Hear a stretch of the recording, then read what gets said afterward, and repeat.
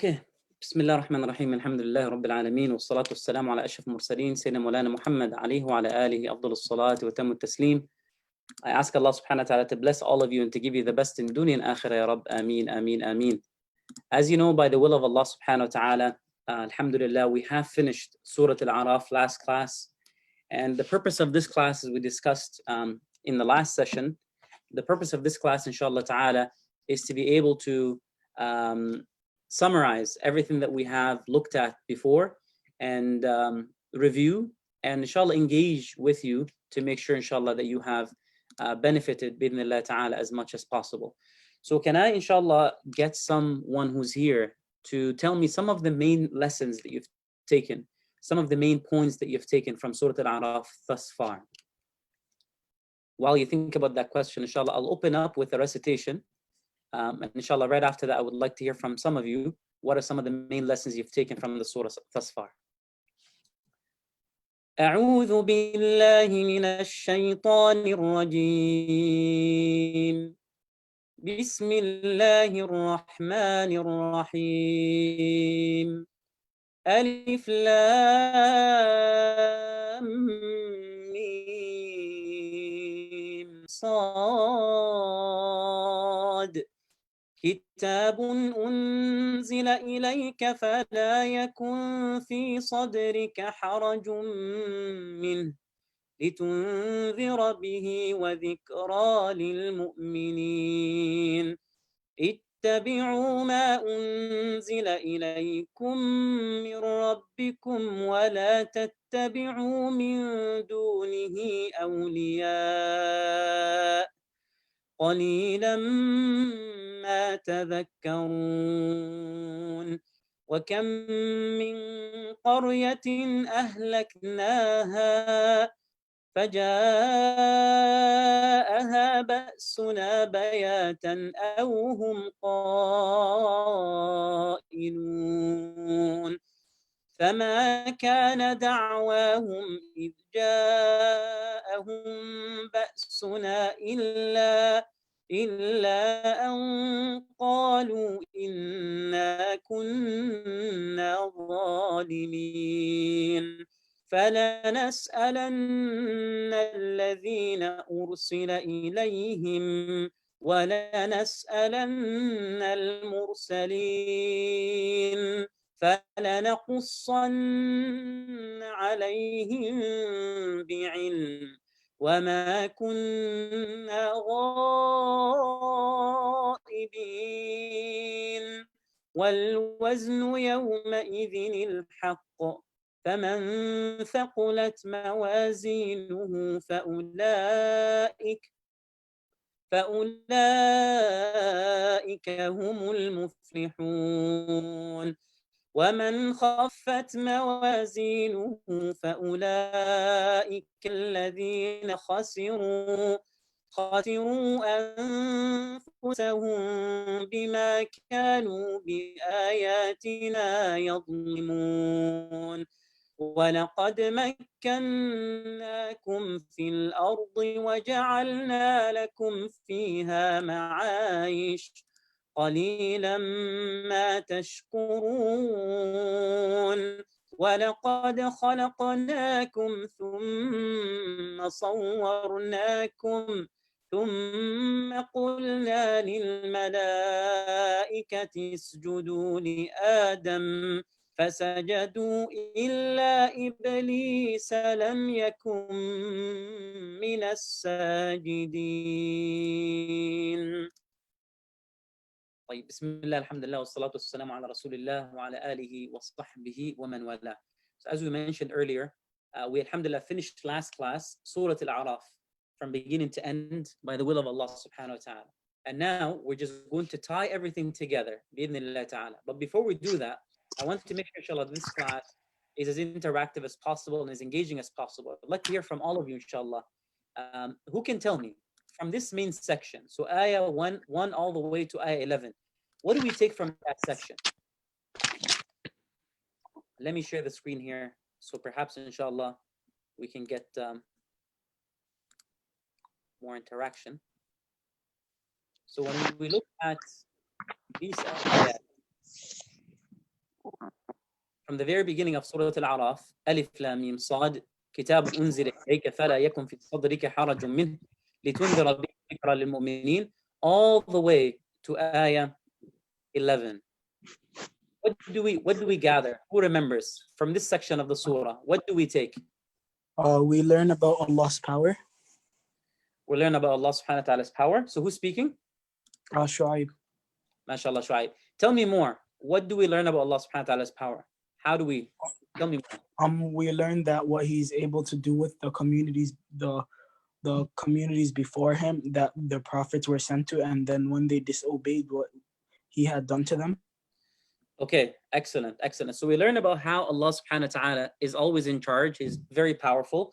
And this is going to be connected to everything that comes later, because we're going to look at what happened with Fir'aun. We're going to look at what happened with the people that didn't believe in Nuh alayhi salam. We're going to look at what happened with the people that didn't believe in Lut alayhi salam. And we're going to look at, subhanAllah, the various types of crimes they've committed. Some of them committed social crimes. Some of them committed economic crimes. Some of them committed behavioral crimes or ethical crimes. And some of them committed, indecent, physical, sexual activity. So we look at all kinds of crimes that they've committed and how Allah subhanahu wa ta'ala was always aware and always powerful. Excellent. What else do we learn from this section? Who can tell me what else? Assalamu Sheikh. Alaikum salam. Abdullah, yes. Just glancing through the ayats, you can kind of see how Allah has always given us so many opportunities and he's always in completely just. I mean, even just from the second ayah, it says a book sent down to you, which kind of shows us that even sending down revelation to us is a favor in the first place. And even other ayats, ayah number 5, even the people, they admit that they were completely in the wrong. We have indeed been wrongdoers.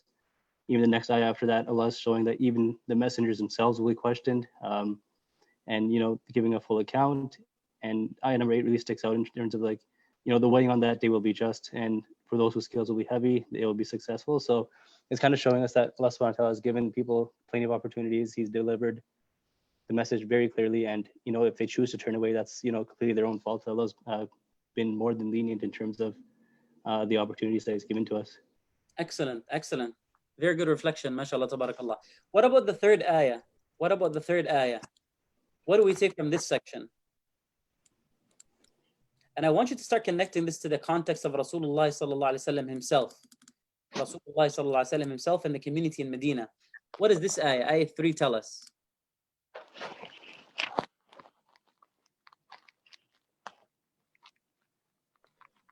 Rasulullah sallallahu alaihi wasallam and the community in Medina. Anyone?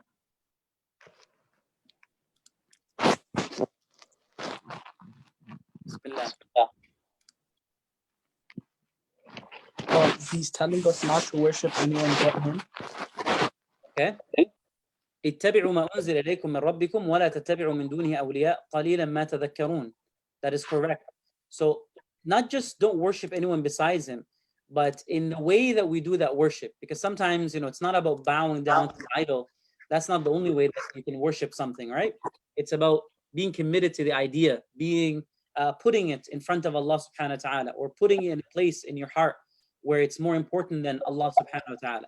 So اتبعوا ما أنزل إليكم من ربكم ولا تتبعوا من دونه أولياء. This is a reminder for Rasulullah sallallahu alaihi wasallam and for the community and for the Sahaba around the Prophet sallallahu alaihi wasallam and for the entire community of Muslims and people of other yet to be Muslim in Mecca to basically commit to Allah subhanahu wa ta'ala.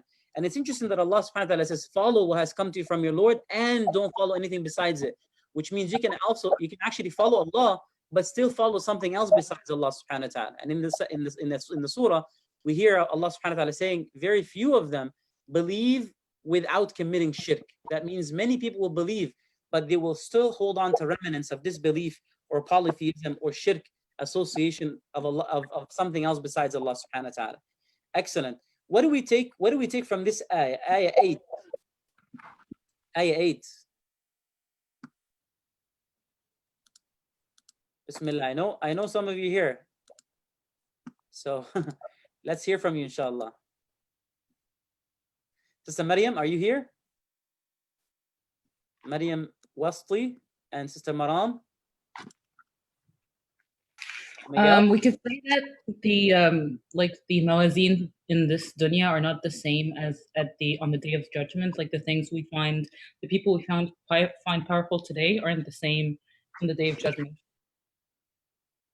Very good. Besides people, what else? Actual scales themselves, how we look and define.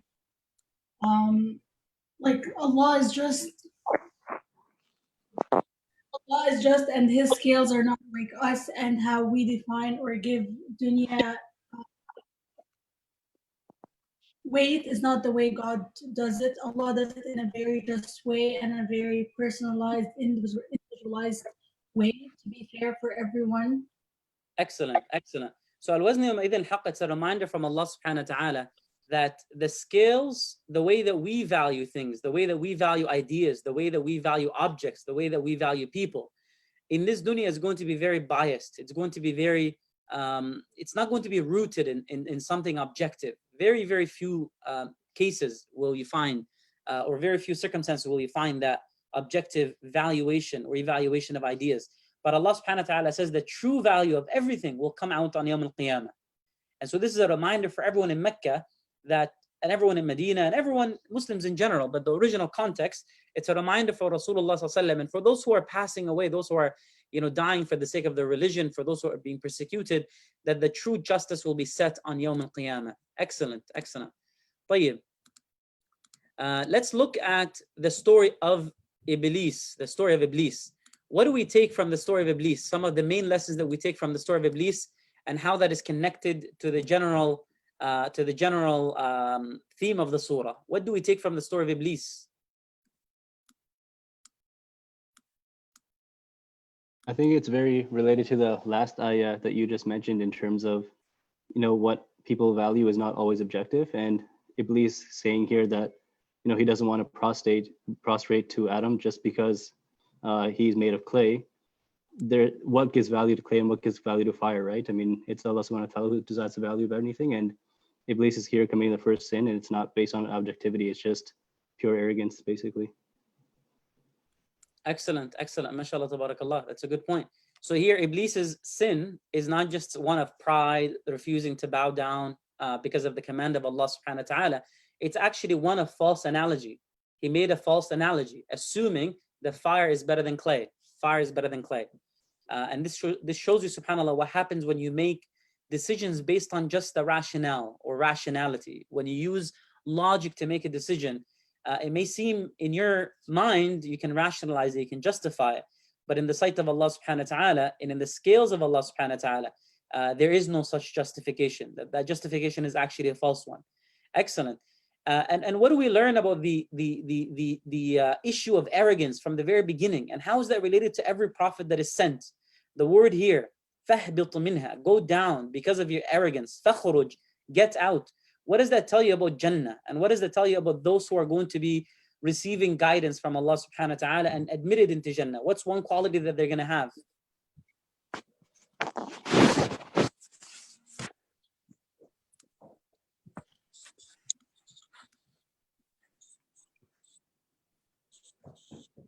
Who would like to answer that question?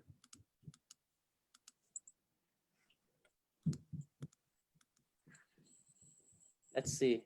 Sister Maram, are you there? What about Sunny? Sunny, do you want to give us an answer?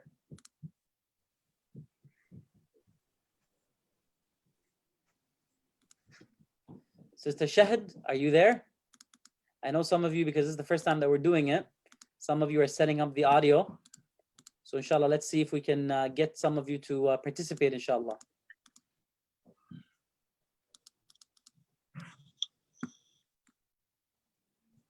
Assalamu alaikum. Alaikum salam. Okay, so one quality could be that they're humble, so they'd be entering this is a community. And then the description about how it hints at that Jannah is higher than like morally higher, and so there's a clear distinction between our behavior as humans and our behavior as people in Jannah. Excellent. So those who are going to receive guidance, we see clearly that they're going to be from those who are humble. They're not going to be arrogant. They're not going to be arrogant. And that's what happens with people in the surah that receive guidance and accept. They're humble. And those who don't receive those who receive guidance but don't listen, usually it's because of arrogance. They feel like, I'm so big that Allah has to send something bigger for me. I need something bigger. I need a bigger sign. I need a bigger manifestation of power. I need Allah to speak directly to me, or something like that. Wal-'iyadhu billah. Excellent. So inshallah, let's do the exercise that we're here for, inshallah ta'ala. Let's start from the very beginning, and we'll go, inshallah, throughout the story again, or throughout the surah again, just to tie everything together. Allah subhanahu wa ta'ala begins the surah with alif, lam, mim, sad. And we said that the disjointed letters, they have many, many purposes. One of the purposes is to humble the individual. Here are the basic components of the language. Are you able to come up with something like the Quran? So it's there to the original audience of the Quran. It's there to every other audience of the Quran, that these are the basic letters of language. These are the basic letters of the Arabic language. Come up with something like it. So this is part of the Quranic challenge. So the surah itself begins with a very clear challenge as we understand it. Here are the basic letters. Come up with something like the Quran. But of course, we know that they're not able to come up with something like the Quran. So instead, they choose to do what? They choose to put social pressure, political pressure, even engage with physical confrontation against Rasulullah sallallahu alaihi wasallam. So we start here with I would say that the surah begins with a very clear challenge. And if you don't read it as a challenge, you can look at it as a humbling invitation. Humble yourself, because this is language. It's made up of letters, A-L-M, Mim, Sad. But at the end of the day, how do you know that it makes those sounds? How do you know that it makes those sounds? And how do you know how to arrange letters? And how do you know how to speak? And how do you know how to communicate? All of those things are opportunities to be grateful. So the beginning of the surah invites people to be humble intellectually, to appreciate the gift that Allah subhanahu wa ta'ala has given them, and to be a bit more reflective about their own limitations. And then Allah subhanahu wa ta'ala gives a reminder to Rasulullah sallallahu alaihi wasallam. This is a mandate. This is a mandate. It's given to you. O Muhammad, is given to you. So don't have any bit of unease about it. Don't have any unease. And you see, this is an advice that is implemented throughout the surah by who? It's an advice that is implemented throughout the surah by all of the prophets and messengers. So I want you to connect this ayah, كِتَابٌ أُنزِلَ إِلَيْكَ فَلَا يَكُنْ فِي صَدْرِكَ حَرَجٌ مِّنْهُ, to the way that Nuh deals with his people, to the way that Musa deals with his people. Musa doesn't have any shame in going up to Fir'aun and speaking. He doesn't shy away. He doesn't, hold or keep any information away. He's very explicit and he's very direct. And then here we mention, this is a reminder that even when you believe in Allah subhanahu wa ta'ala, you have to be careful to make sure that you're always filtering that belief and removing any other association, that it's purely for the sake of Allah, and Allah subhanahu wa ta'ala has that special place in your heart that no one else has. And then we're given a warning in ayah 4 about those who came before, different tribes, different communities that did not believe in Allah subhanahu wa ta'ala. And what happened to them? They were brought to destruction. Why were they brought to destruction? Well, because they were themselves, as they testified, they were from the wrongdoers. So there's a connection between being absent in terms of being distant from Allah subhanahu wa ta'ala and being a wrongdoer, being someone who commits injustice. When you don't give Allah subhanahu wa ta'ala his right, how are you going to give anyone else the right?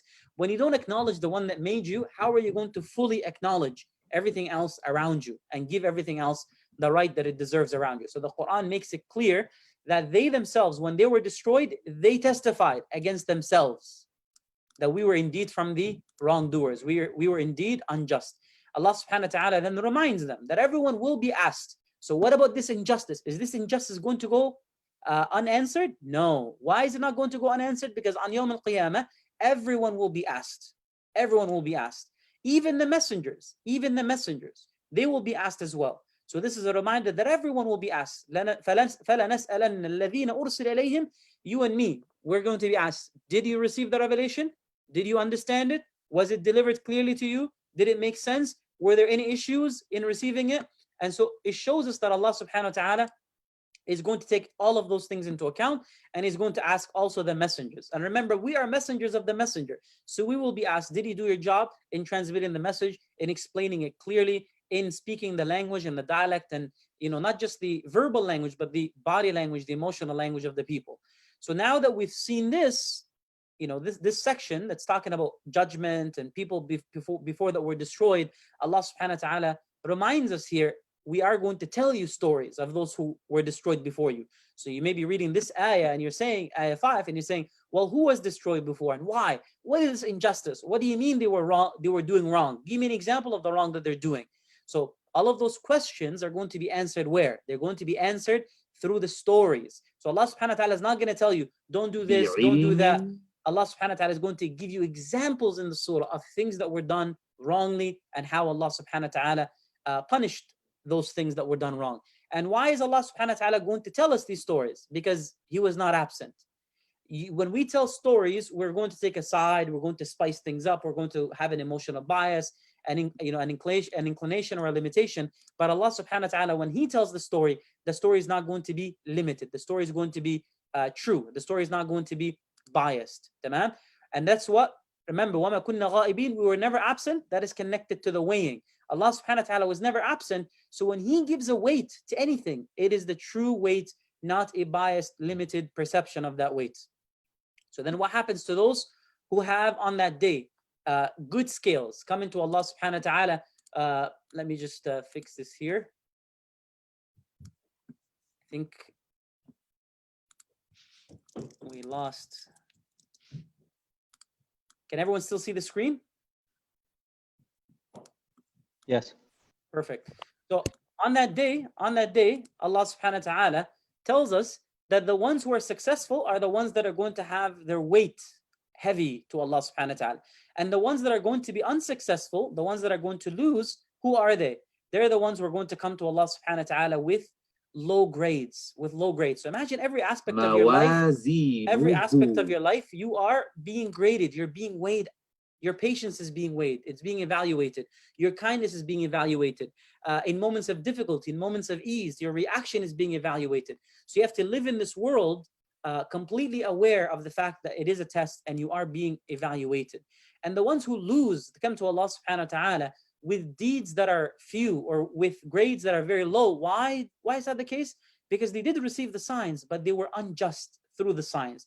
So they came to Allah subhanahu wa ta'ala, or the signs from Allah came to them, but they committed injustice using those signs. So Allah gives you knowledge, but then you use that knowledge to hurt others, to exploit others. So you actually can commit injustice using the signs. So Allah subhanahu wa ta'ala is warning us here not to be from those who don't believe in the signs, and not to be from those who believe in the signs, but then use the signs for their own exploit, for their own gain.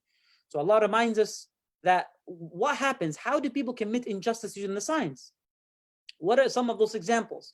Well, because they forget that they're the ones that are given a gift, and that gift is the gift of earth, the gift of a residence.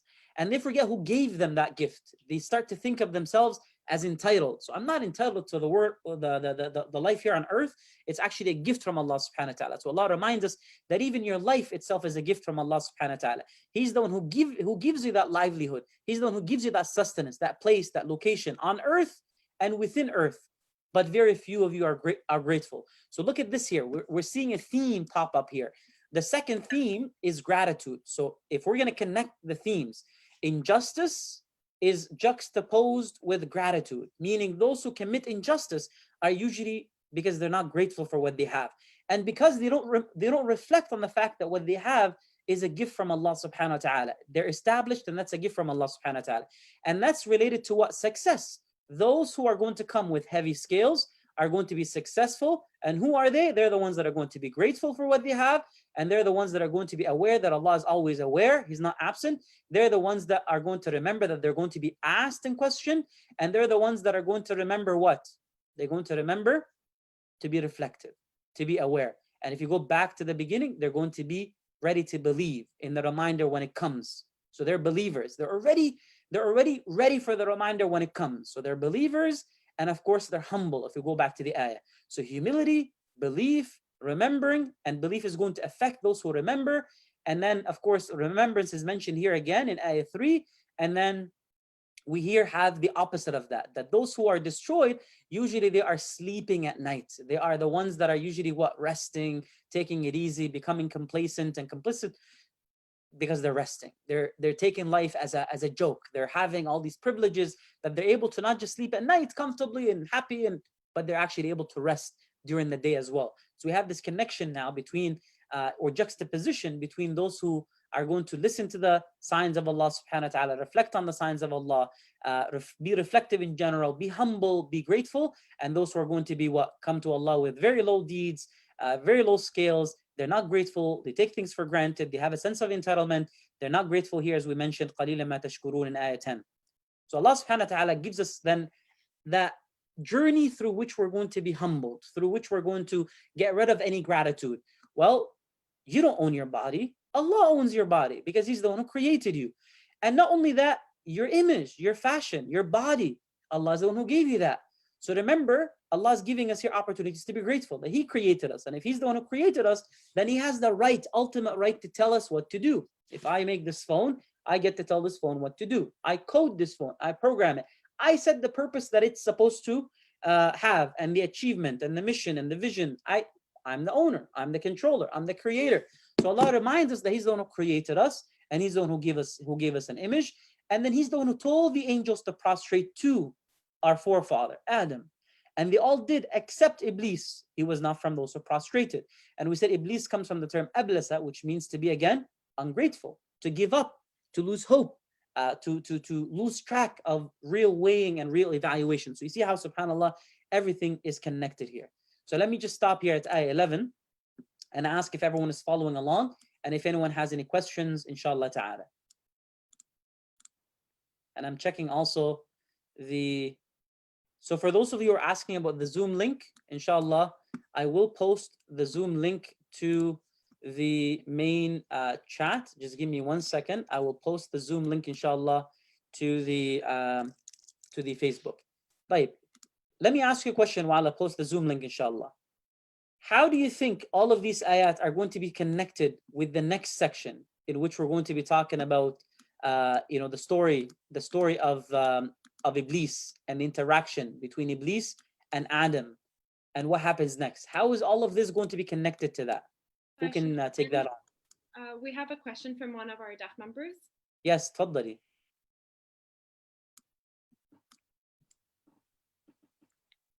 So you had mentioned that the life that we live is a test from Allah. So if we do end up doing wrong actions, or we sin and we ask Allah for forgiveness, will Allah be forgiving us for that? And then will we still have a chance at succeeding in the hereafter? Very good question. Very good question. So Allah subhanahu wa ta'ala's forgiveness is vast. It encompasses everything. So the simple answer is yes. As long as you ask Allah subhanahu wa ta'ala for forgiveness, and as long as you turn to Allah subhanahu wa ta'ala with a new page and a new slate, Allah subhanahu wa ta'ala will accept, and He will forgive you, and He will give you, inshallah, plenty of opportunities to make it up. We know that, for example, in the surah, actually, somewhere in the surah, Allah subhanahu wa ta'ala mentions that. So maybe we can give this as an exercise. Can someone tell me many sections in the surah reiterate the idea that Allah subhanahu wa ta'ala is the most forgiving, that Allah subhanahu wa ta'ala is the most merciful, that if you turn back to Allah subhanahu wa ta'ala, Allah subhanahu wa ta'ala will forgive you? So who can give me a section in the Quran, or a section in the surah specifically, which has that?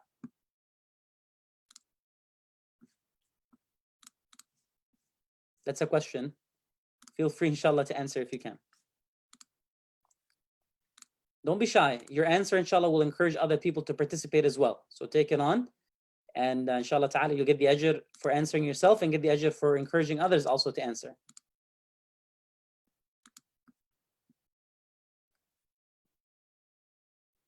Let me see if does anyone have... Say ayah 23. قال ربنا ظلمنا أنفسنا وإن لم تغفر لنا وترحمنا لنكونن من الخاسرين. It's like forgiveness that Adam asked God for forgiveness. Excellent. So if you look at ayah 23, that's an example where Allah subhanahu wa ta'ala shows us they made the dua, "Oh Allah, if you don't forgive us and have mercy upon us, we will indeed be from the losers." So from those who lose, they're the ones who give up. They're the ones who lose hope. They don't turn to Allah subhanahu wa ta'ala when they make a mistake. Like Iblis, that's exactly what Iblis did. Iblis said, "I made a mistake so big that I can't turn back to Allah." So part of being humble is to admit that mistake and turn back to Allah subhanahu wa ta'ala. And that's why Allah subhanahu wa ta'ala rewards that act. Allah subhanahu wa ta'ala rewards the act of humility and gives those who have that humility the opportunity to attain forgiveness. Does that make sense? So this is, again, a very good reminder for all of us May Allah bless you. What are other sections in the Quran, in this surah, where Allah subhanahu wa ta'ala talks about forgiveness and how those who are forgiven or those who ask for, Allah subhanahu wa ta'ala will give them the opportunity to be forgiven? We're going down together. See if you can spot one, inshallah. Is it the series of stories with Banu Israel where they continued to disobey and then Allah subhanahu wa ta'ala forgave them?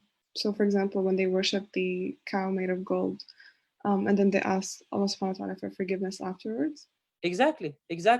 So right away from the very beginning, right away from the very beginning of the section, we're given here a reminder that Allah subhanahu wa ta'ala will forgive, and we're given here a reminder that Allah subhanahu wa ta'ala forgave Adam and gave Iblis the opportunity. Iblis was still given the opportunity to speak, to ask for something, but instead of asking for forgiveness, he asked actually to be given the opportunity to do this and to do that and to basically rebel. So Allah subhanahu wa ta'ala gave that to him. And that goes to show you that Allah subhanahu wa ta'ala can grant without exception.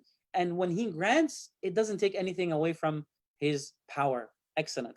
So we see here Iblis, he refused because he said, I'm better. He made that first analogy, which was false. I'm better because I'm made out of fire and this person is made out of clay. And that goes to show we should not talk about benefit and harm. We should not talk about from a human point of view, from a very limited point of view.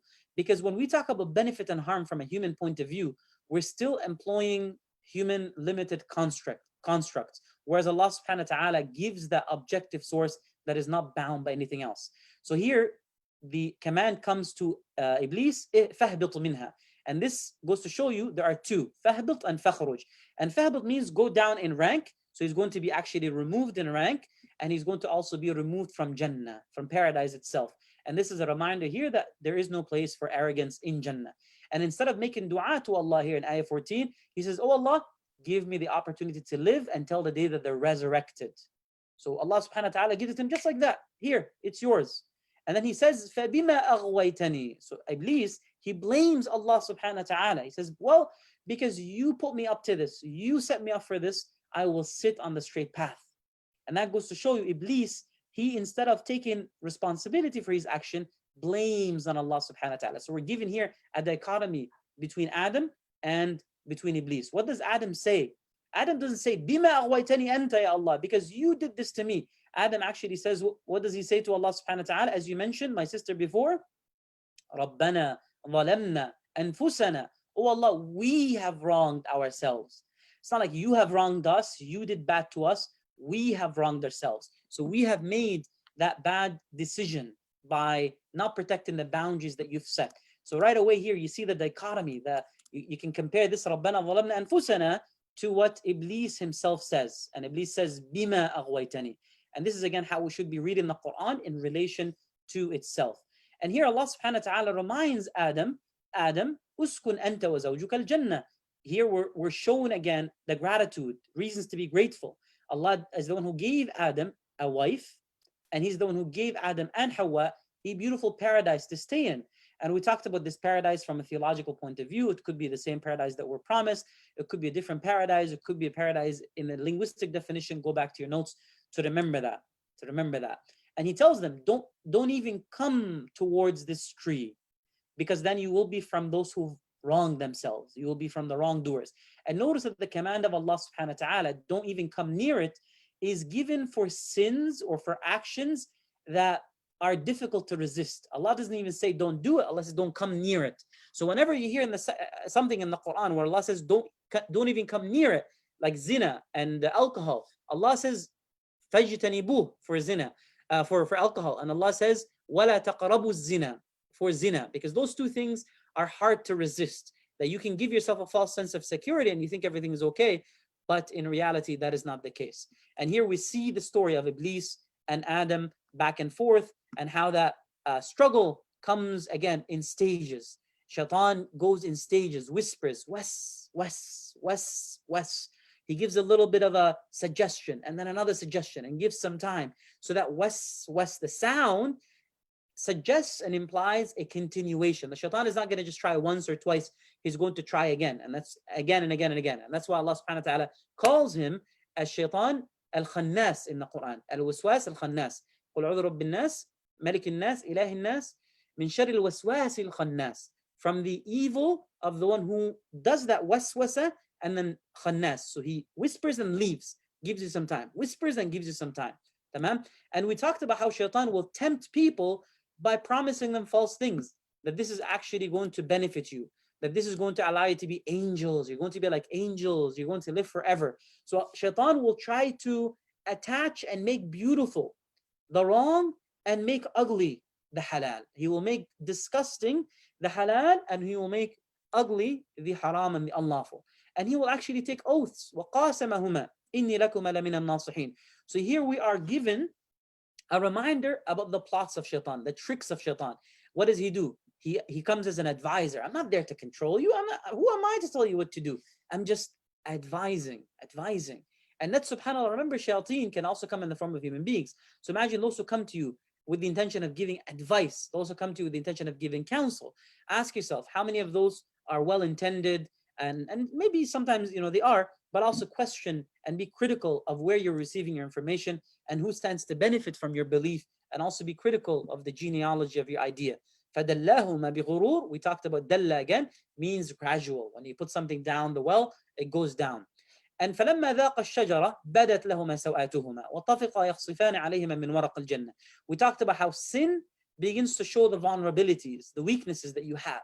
So shaitan's job is to show that weakness and vulnerability that you have, to open your eyes up to a whole side of you that is full of vulnerability and weakness. And shaitan stands to benefit from that because it makes him feel better about himself, and it makes him feel, again, as if he has some sort of power. So don't give shaitan that power, and don't allow shaitan that space to work within your life. And let's just pause here for a second, and let's move all the way back, all the way to the end of the surah, just to make this, subhanAllah, and to make those interesting connections. At the very end of the surah, can everyone see the screen still? Please put your hand up if you can see the screen. Yes. Okay, perfect. Excellent. So let me ask you this. What is the advice that we get at the end of the surah, directly and indirectly, for how to deal with shaitan? The very end of the surah. What's the advice that we get?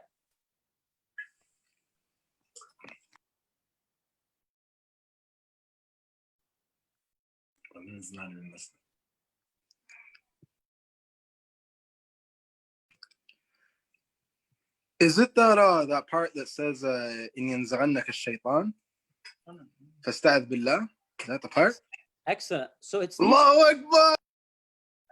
Akbar. You got a little excited there, mashallah. That's good. Alhamdulillah. Alhamdulillah. Yes, so those two ayat, Allah subhanahu wa ta'ala tells us, when a suggestion, even a nudge, a small temptation comes from shaitan, right away turn to Allah. You cannot confront shaitan directly on your own, turn to Allah. So whenever you hear those temptations coming, that weakness coming, right away turn to Allah subhanahu wa ta'ala. So that's the way that you gain strength. You're not going to confront shaitan on your own, turn to Allah subhanahu wa ta'ala. And then also, how do you do that? How should you turn to, what should you do?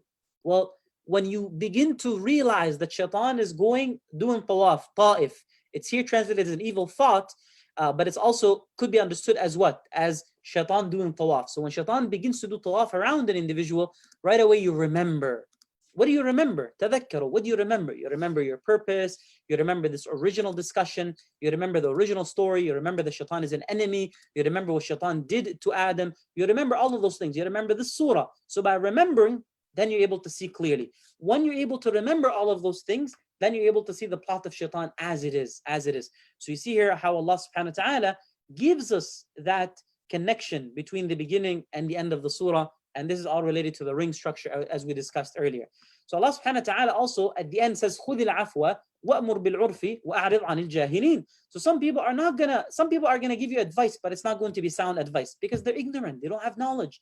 They don't know what they're talking about. So you don't take everything that people say around you too seriously. You have to ask yourself, is this person a person of knowledge? Is this person a person of reflection? So this here is a reminder to also turn away from those who are going to be shayateen from the human beings. Shayateen al-ins wa shayateen al-jinn. Excellent. So you see here how the two are connected. The beginning and the end of the surah are connected. طيب. Let's go back again to the very beginning and let's continue. Allah subhanahu wa ta'ala reminds the human beings, reminds the Muslims, reminds you and me that when they committed sins, when Adam and Hawa committed sins, Allah subhanahu wa ta'ala forgave them. Allah forgave them. But what happened? The sin created the precursor or the environment for a test. That means when we commit sins, Allah subhanahu wa ta'ala can forgive us. But what happens? We may have to be lowered in rank, and we may have to do what? We may have to make it up again. We may have to be tested again. So when a sin is committed, Allah can forgive. Yes, Allah can forgive. Maghfirah and rahmah, as mentioned here. But they still had to be lowered. They still had to be lowered from Jannah to earth. So this teaches us to think about the implication and the impact of sin. وَإِنَّ الْمَرْءَ لَيُحْرَمُ مِنْ رِزْقٍ قَدْ كَتَبَهُ اللَّهُ إِلَيْهِ بِخَطِيئَةٍ يَعْمَلُهَا. So I want you to remember here from now on, anytime that you're about to commit a sin, remember this ayah, اهبطوا بعضكم لبعض عدو. بعضكم لبعض عدو. And the ulama of tafsir here say that the sin leads to a lower state with Allah subhanahu wa ta'ala and a lower state in this dunya. Even if you still achieve greatness, you could have achieved more. So look at your sins as obstacles that are going to prevent you from achieving your full potential with Allah subhanahu wa ta'ala and achieving full greatness with Allah subhanahu wa ta'ala because of this ayah. And also look at your sin, the sins that you commit, as a source of enmity. As a source of enmity. Like they're actually going to do what? It's going to make you become an enemy with someone else. Who's the enemy? Shaitan. So the sins lead to two things: lower position with Allah subhanahu wa ta'ala, lower ranks, and also not just that, also enmity. And that's why some of the ulama like Abu Hanifa and others used to say, and I think Imam Ahmad ibn Hanbal says something very similar, anytime I would feel tension between me and people around me, between that struggle, that dialectic struggle between me and people around me, I would always ask myself, what sin, what wrong have I committed against myself? What injustice have I committed against myself? Because everything is interrelated, subhanAllah, with Allah subhanahu wa ta'ala. But still, even though that Allah subhanahu wa ta'ala lowers you in position, there's still rahmah in the way that Allah does it, because He still gives you a dwelling place, and He gives you livelihood, and He gives you pleasure. Like this dunya is not just a place for, devastation and hurt and pain. It's not like suffering where we're just sitting there suffering all the time. No, there are plenty of opportunities to have beautiful pleasures and to experience beautiful pleasures in this dunya, but that's not the point. Those are just means to keep us going, because our final home is where? Our final home is Jannah. How do we know that? Because Allah subhanahu wa ta'ala says, what? Uskun anta wa zawjuka al-jannah fakula min haythu shi'tuma. Jannah eventually is the second. That's the real dwelling. That's the real second. But the dunya is what? The dunya is just ihbitu ba'dukum li ba'din adu fil ardi mustaqar. So the place, Jannah, is a second, but the dunya is just a mustaqar. It's just a dwelling place. It's like a hotel. It's like a rest stop. So remember this. And it's just a temporary livelihood. It's just temporary pleasure. So the dunya is a mustaqar and a mata', but Jannah is a second. And a second is a tranquil place of relaxation, tranquil place of calm, and true residence. So make those comparisons again. Look at the linguistic subtleties that are mentioned. Tamam. Moving on, Allah subhanahu wa ta'ala tells us in this world, we're going to live in it, we're going to die in it, and then we're going to be brought forth from it, from this dunya, and then to move on back to Allah subhanahu wa ta'ala. طيب, Allah subhanahu wa ta'ala, in this section, you can say from 26, we have a new section that starts. And that section is going to talk about the way that Allah subhanahu wa ta'ala is sheltering us with taqwa. So taqwa, we said, is to protect ourselves by protecting the boundaries that Allah has set. When you protect the boundaries that Allah has set, you're keeping yourself intact. You're keeping away from the vulnerabilities. You're keeping away from those weaknesses. It's like when you have a screen protector, and when you have a phone case, those are protective measures that you take to prevent yourself from figuring out the vulnerabilities of your phone. Does that make sense? You don't have to worry about the vulnerabilities of the phone or the weaknesses if you do your best to protect. You don't have to get to that level. But now your screen is cracked. So you're like, oh man, now I have to struggle to read. And now the vulnerability of the phone is manifested. So imagine someone coming to break your phone intentionally because they want to show how vulnerable it is. But that vulnerability is there. Why? Because it's part of the design. In order for the phone to be smooth and to be beautiful and to be hip and to be cool and to be accessible and to have that weight, the creator gave it a specific design. And the vulnerabilities that come with that beautiful design are stated, and you're told to protect those vulnerabilities. So same thing with the human being. People can ask, why are we created to have emotion? Why are we created to feel sorrow and sadness? When in reality, you know, we could have been created differently. Well, Allah is the one who created, remember? He's the one who خلقناكم ثم صورناكم. So go back to this ayah.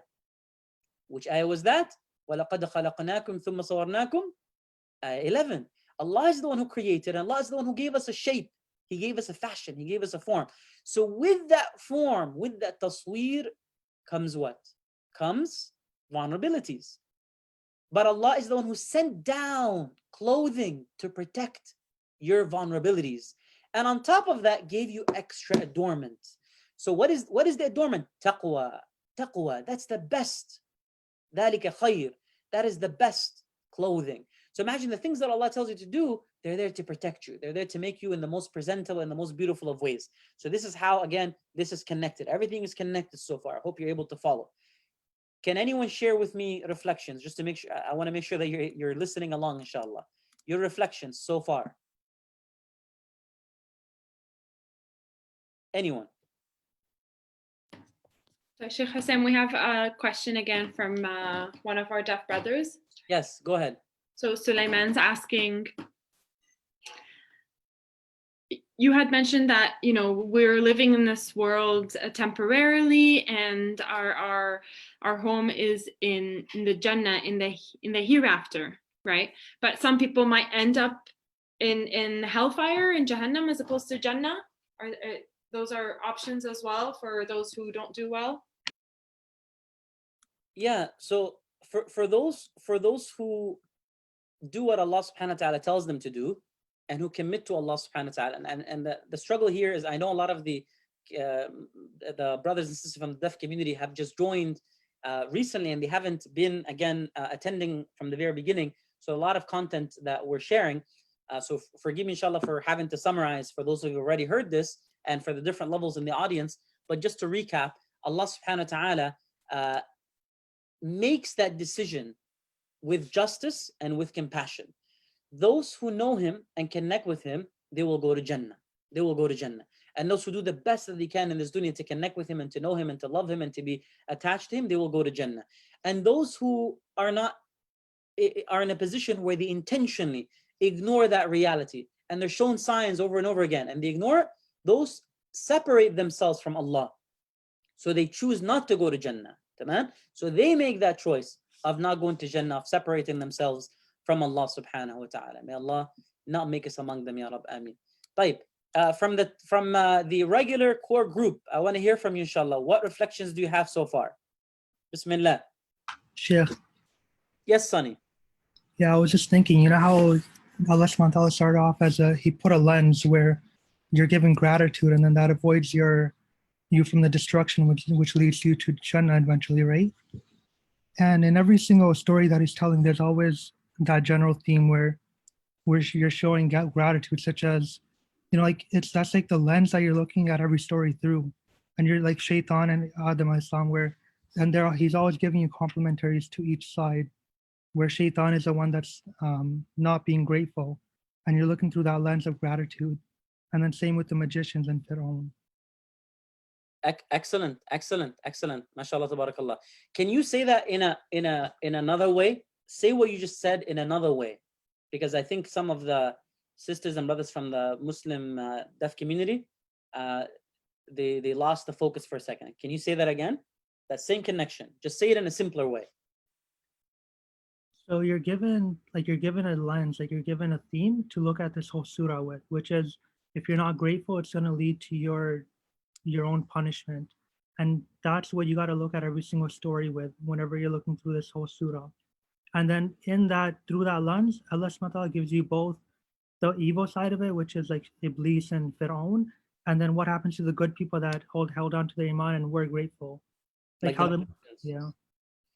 Excellent. Jazakallah khair, Sonny.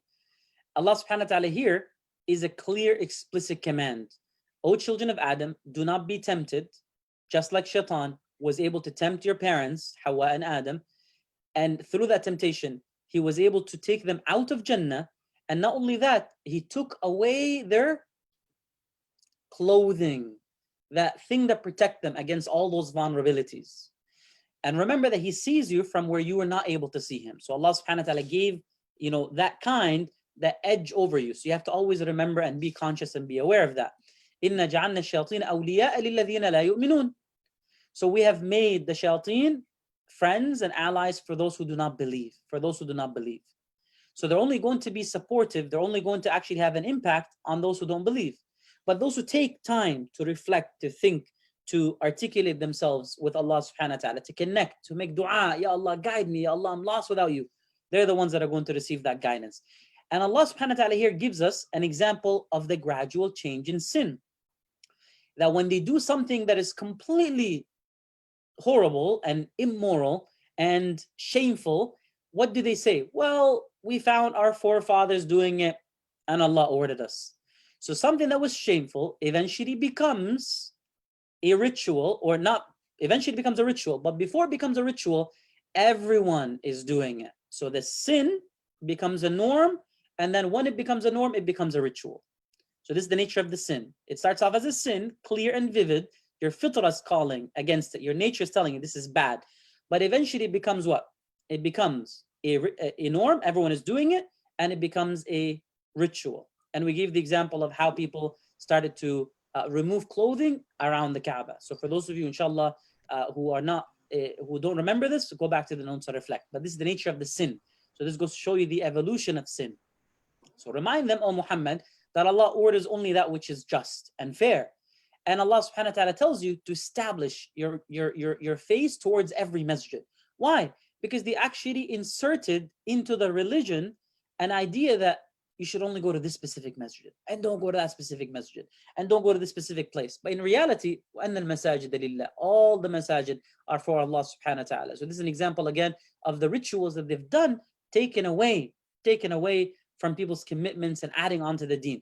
And also another understanding here is, if you want to be committed to Allah, if you want to be grateful, if you want to receive the guidance, what should you do? Go towards the masajid.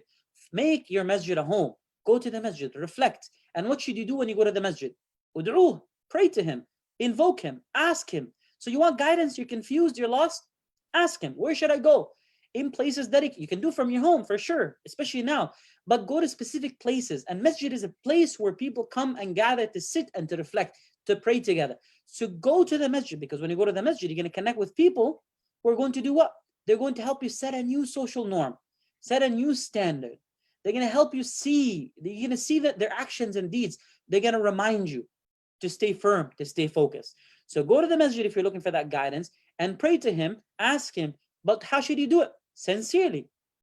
And you should have your faith and your religion devoted to him, not towards the priests or the rabbis or the clergy or the imam. No, your deen should be to Allah subhanahu wa ta'ala. The imam might be giving you guidance, might be helping you, but your connection is with Allah subhanahu wa ta'ala. And remember that you started off alone in the womb by yourself. Similarly, you go back to him alone, and no one else will be there for you. Your social norms, your rituals that you've added onto, all of these things that you've added, they're not going to be of any benefit. You're going to go back to Allah alone, just like you started with Allah subhanahu wa ta'ala alone. A group has been guided because when they go back to Allah subhanahu wa ta'ala, they're guided. Why? Because they chose to do what they have to do. They chose to do what they were told to do. And others, they were misguided. But Allah subhanahu wa ta'ala attributes the guidance and the misguidance to him, to remind you that even the guidance and the misguidance, Allah subhanahu wa ta'ala is the one who allows that to happen. No one goes astray. Iblis did not do what he did because he had autonomy and agency. That autonomy and agency was not within the realm of Allah subhanahu wa ta'ala. It was still within the realm of Allah subhanahu wa ta'ala. So no one goes astray except through the will of Allah subhanahu wa ta'ala. No one is guided except through the will of Allah subhanahu wa ta'ala. It's not that Allah misguides them, but it's because Allah subhanahu wa ta'ala is the one who sets the criteria for guidance and misguidance, guidance and lack of guidance. And when people meet the criteria, he gives them guidance. And when people don't meet the criteria, they're left to go astray. So Allah subhanahu wa ta'ala is still in charge. We have agency within the ability and the capacity of Allah subhanahu wa ta'ala. Tamam? And the very terrible thing about people who go astray again, why do they go astray? Because they follow shaitan and they make him the first awliya, They make shaitan their number one. They follow their whims and desires, their whispers from shaitan. They make that number one rather than going back to the Quran and going back to what Allah subhanahu wa ta'ala says. And then they convince themselves that they're guided. Oh yeah, we're good. We're better than others. We're this, we're that. So this is the issue. Allah subhanahu wa ta'ala is showing us here why people go astray. So remember that He's the one who's in control. So do what? Turn to the masajid and pray with sincerity. Remember that you're going to go back to Him alone. So why wait till you go back in the akhirah? Go to Him alone. In that time alone, when you're at home at home by yourself, pray to Allah, ask Allah for guidance. And don't give yourself the impression that you're guided, because that could be from the temptation of shaitan. Oh, you're good, you're good. Don't worry. Don't get up and pray. You've done enough. So these are all some of the tricks of shaitan to get you to slow down or to get you to lose focus and to lose that steadfastness. Then Allah subhanahu wa ta'ala gives us, a recommendation of how to what? How to meet Allah subhanahu wa ta'ala on an individual level, and also how we should be when we go to the house of Allah. Because remember, there were people who said, oh, we're not going to go to the house of Allah except when we take everything off, because we want to come back with humility. Allah says, no. Don't come up with your own version of humility. Allah is the one who tells you what is humble and what is not. So come to the masjid with your clothes, dress in the most beautiful way, eat and drink, but don't be extravagant. So some people say, I'm not going to eat, I'm not going to drink, I'm going to live a life of complete, I'm going to be a complete ascetic. I'm nothing to do with the dunya. I'm going to divorce the dunya and the dunya divorces me. And we mentioned that the dunya is nothing, but it's everything. So the Quran here gives balance. Don't make the dunya everything, but don't make it nothing. It is everything because it's what you need to get to Allah, but it's nothing because intrinsically has no value by itself. Its value is dependent on what you take from it with you to Allah subhanahu wa ta'ala in the akhirah. So ya bani Adam, khudhu zinatakum inda kulli masjid. When you go to Allah, dress well. When you get up to pray, pray with beautiful clothing. Take it seriously. Take your ibadah seriously. It's not just you should get up and you're tired, you're exhausted, and go, oh, Allah. No, take it seriously. Go to Allah with strength, right? And this is actually mentioned in the surah elsewhere when Allah subhanahu wa ta'ala is speaking to Musa. Does anyone know where this is mentioned also? Where Allah subhanahu wa ta'ala reminds the Prophet to take it seriously, to take the deen seriously, to have strength. Where else is that mentioned in the surah?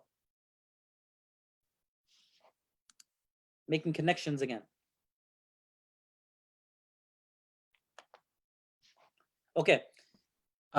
Is it when he... Assalamu alaikum. Alaikum salam.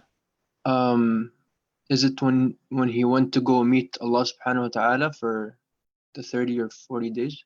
Tell me the specific ayah. I can't help you with that, bro. That's okay. I'll find it right now. Look through. Sheikhna, assalamualaikum. Is it the one that says وَوَعَدْنَا مُوسَى 30 ليلة وَأَتْمَمْنَاهَا بعشر فتم ميقات ربه 40 ليلة وقال موسى لأخيه هارون أخلفني في قومي وأصلح ولا تتبع سبيل المفسدين ولما جاء موسى لميقاتنا كلمه ربه قال ربي أرني أنظر إليك قال لن تراني ولكن انظر إلى الجبل. Is that the one? Okay, so let's go to that. You're in the right section. You're in the right section. What ayah is that? 143. 143. So yeah, 143. Yes. Excellent. Let's go to 145. What does it say here? Look at the screen. What does it say? You want us to read it? Yeah, right here. أعوذ بالله من الشيطان الرجيم وكتبنا له في الألواح من كل شيء موعظة وتفصيلا لكل شيء فخذها بقوة وأمر قومك يأخذوا بأحسنها الله سأريكم دار الفاسقين. Do you see the connection? Allah says here, take it with strength. Take the book with strength. Take the guidance that comes to you from Allah with strength. So this is connected again to خذوا زينتكم عند كل مسجد. Like when you go to the masjid, go with purpose, go with determination, dress well, take it seriously because you're going to meet Allah subhanahu wa ta'ala. So if it matters to you, then you should do what? It's not even on here. Some of you... I think that's the one we were supposed to use. Okay, let's do it. Yeah, so there was someone talking in the background. So Allah subhanahu wa ta'ala tells us here, خُذُوا زِينَتَكُمْ عِنْدَ كُلِّ مسجد. Take your deen seriously. Take your dress seriously when you go to meet Allah subhanahu wa ta'ala. Excellent. So let's go back. Yeah, go ahead. Just one thing. You said that it's the part that says لكل شيء فخذها بقوة وأمر قوم. فخذها بقوة.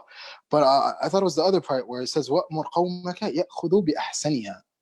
Yeah, so for the prophet, take it with purpose, and for your community, take it and take the best of it for your life circumstances and for your situation. And what does that mean? Remember, we talked about this last time. The prophet has to take everything and has to explain everything. But with the Muslim or the people that are around the prophet, they sallallahu alaihi wasallam, or the Prophet Musa sallallahu alaihi wasallam, or any of the prophets, they can take from the Quran, not just a section and leave everything else, but they can take a section that makes sense holistically and focus on that in their specific life. So let's say I'm a physician. I don't have to necessarily know every little detail of inheritance laws because I'm not a judge. So, but for being a physician, I'm going to have to take from the deen, the ethics, and anything that has to do with my specific purpose and my specific focus in my career and in my life. So that's what it means. So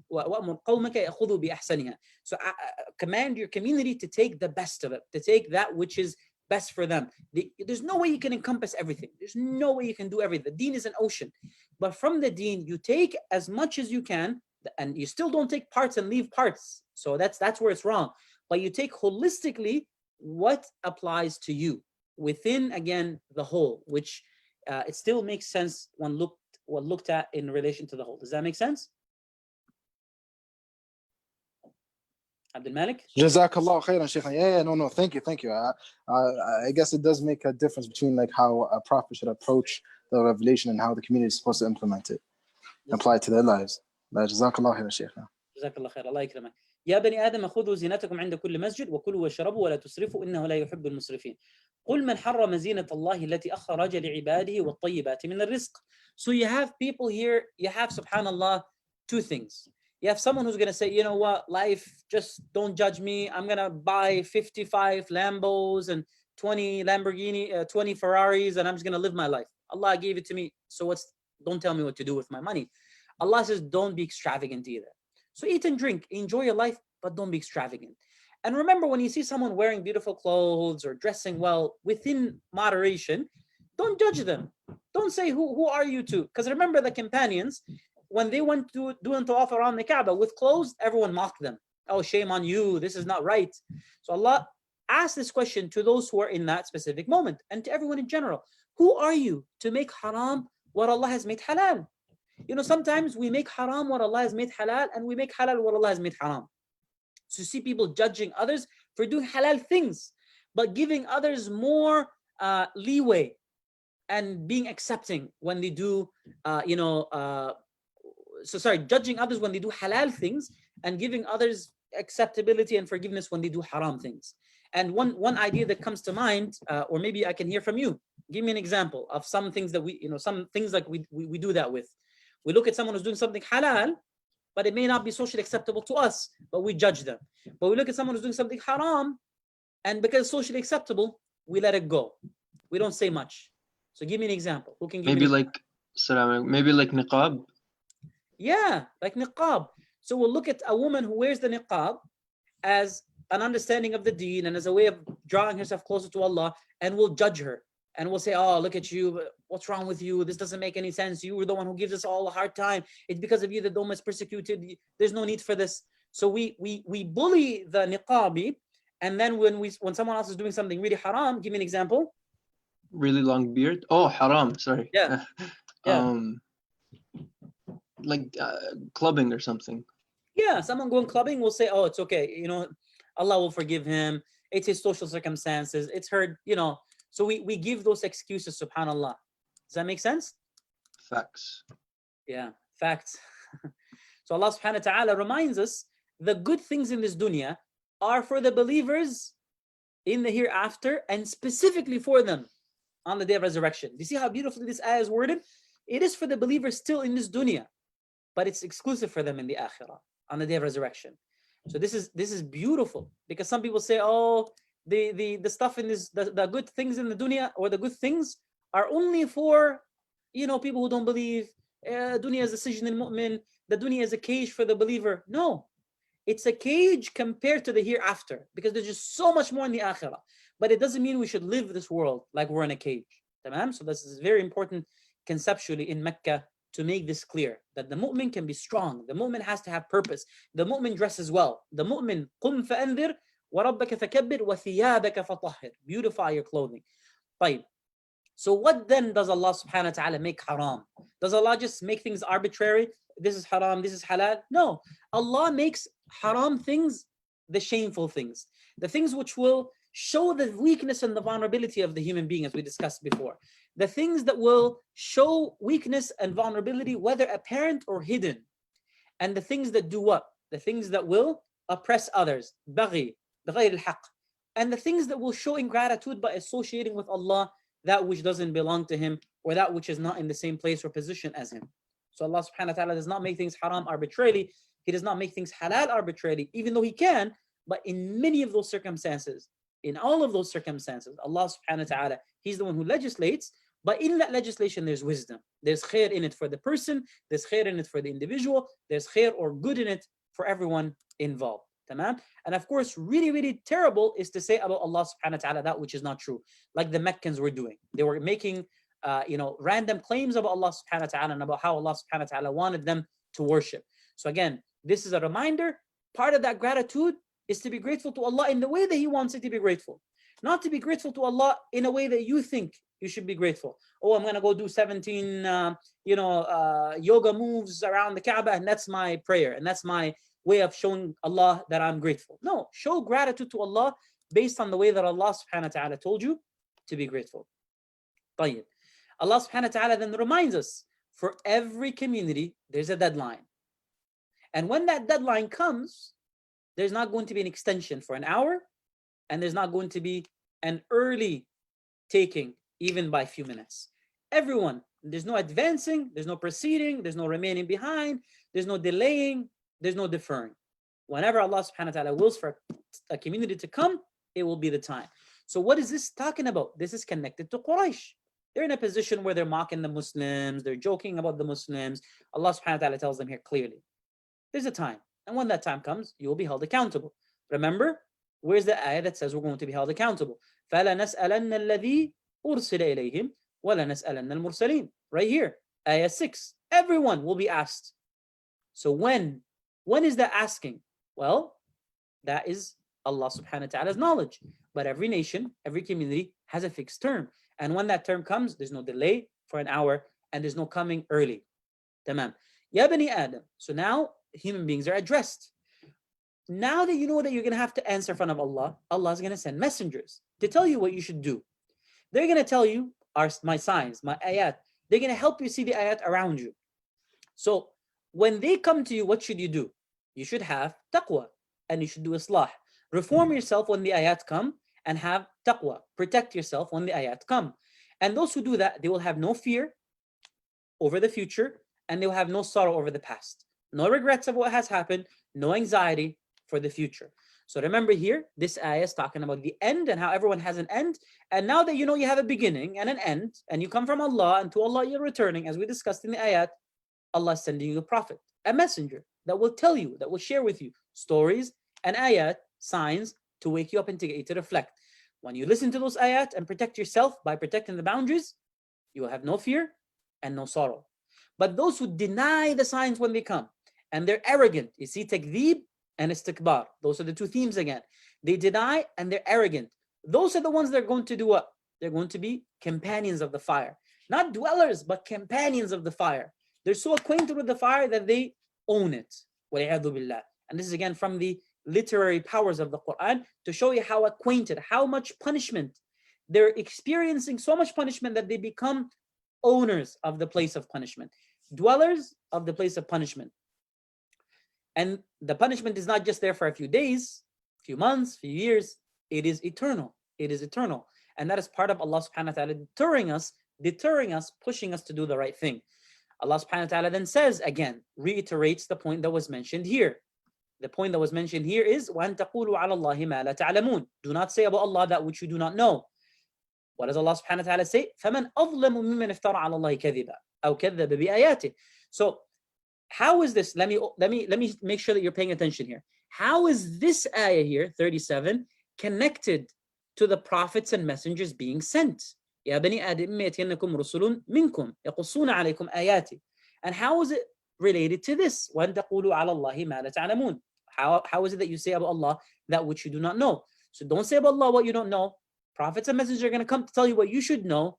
So don't make up lies and invent and attribute to Allah lies or untruths. So how are they connected? Miguel, are you with me?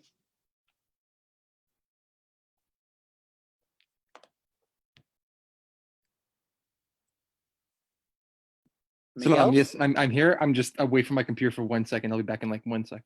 Sure. Abdullah Sheikh? Here, Sheikh. How is this connected?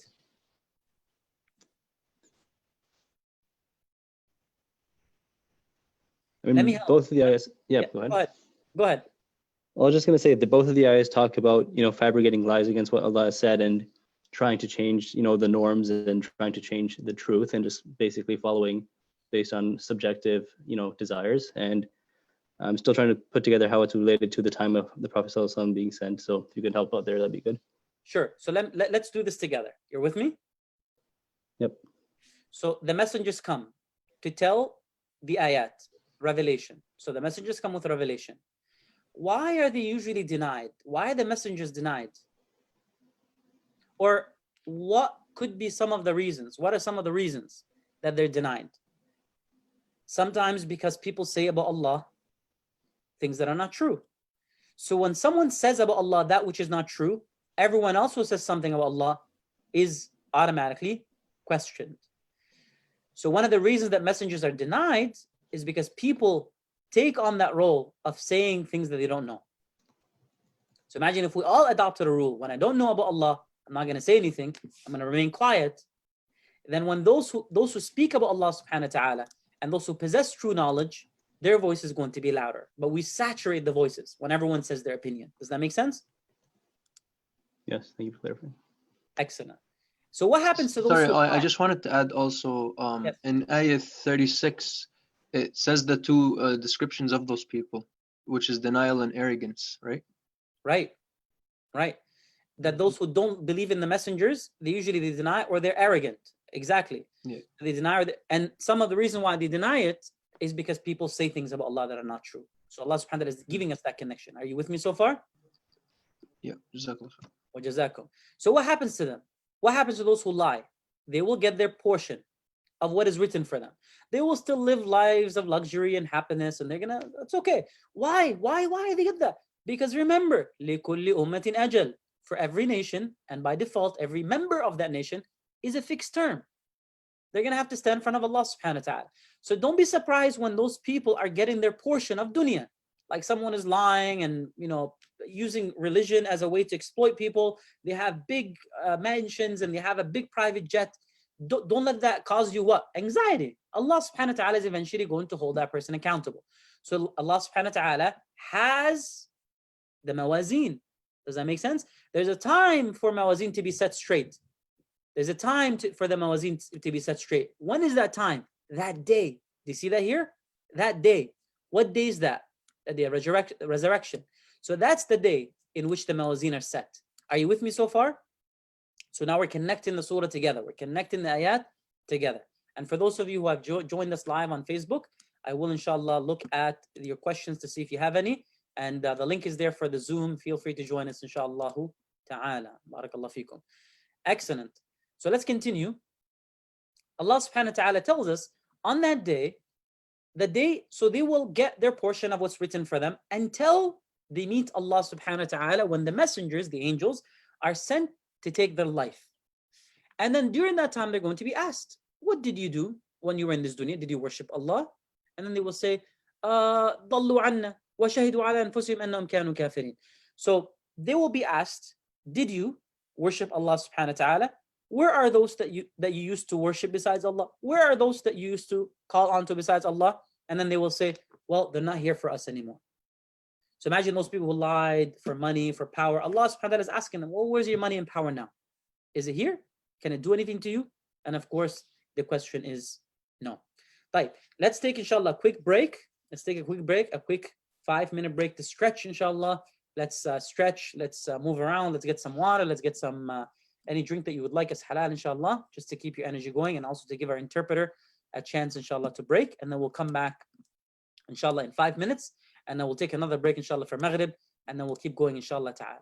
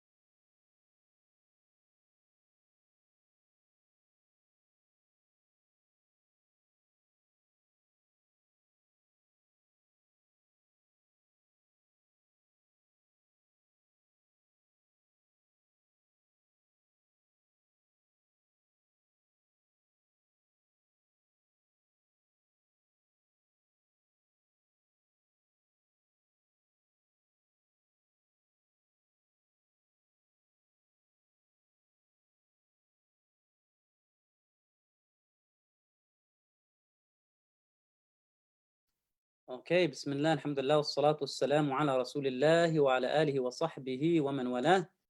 We are back, Bismillah. Does anyone have any questions so far? Anyone has any questions so far? Please share, inshallah. Okay, Bismillah, alhamdulillah, wassalatu wassalamu ala rasulillah. Any questions? I had a very quick one, Sheikh, about the notes. Have we updated them already? Because I only see up till ayah 19. I'm sorry if you already mentioned this before. Okay. If you can see, the notes are here. So for those of you asked about the notes, alhamdulillah, here are the notes. We have right now 246 pages of notes. They're just in the process of editing. So hopefully, inshallah ta'ala, we'll have those up soon. So you'll have access to the notes in full. This is what they look like. And then in the end, we're going to have a comparison. So here's the, can everyone see? I hope, inshallah, you're able to see. So in the end, we're going to have a comparison chart where we look at the beginning of the surah and the ending of the surah, and then talk about, inshallah, their relationship. So my plan, inshallah, hopefully, we've just been delayed with everything that's been happening. It's been a very heavy workload, but we do need your help, inshallah. If you would like to volunteer, please send me a message. We're working on finishing those notes, inshallah, as soon as possible. And we're hoping, inshallah ta'ala, to have those notes finished within the next, inshallah ta'ala, couple of days. And then when the notes are finished, we're going to send them to everyone who's registered, inshallah. And we'll have a section on the website where you can take one practice test. Inshallah, you can take that one practice test as many times as you want, just to familiarize yourself with the way that the test is delivered and with the online content. And then you can practice and read through the notes, inshallah ta'ala. And then, inshallah, you'll have your opportunity to do your test online, inshallah, for your final certification, bi'idhnillah ta'ala. Does that answer your question? Yep, Jazakallah khair, Sheikh. Wa jazakum.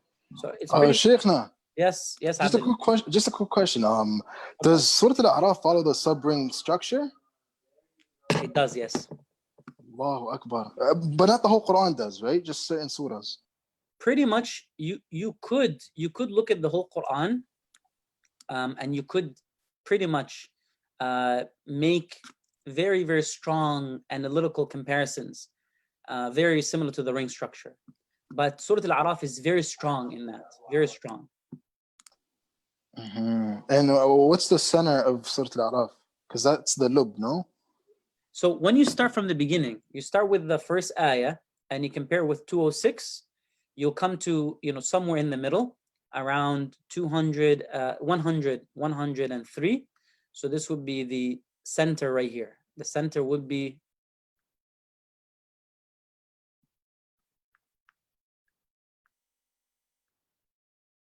of course, depending on the ayat numbering, but the center would be around 103.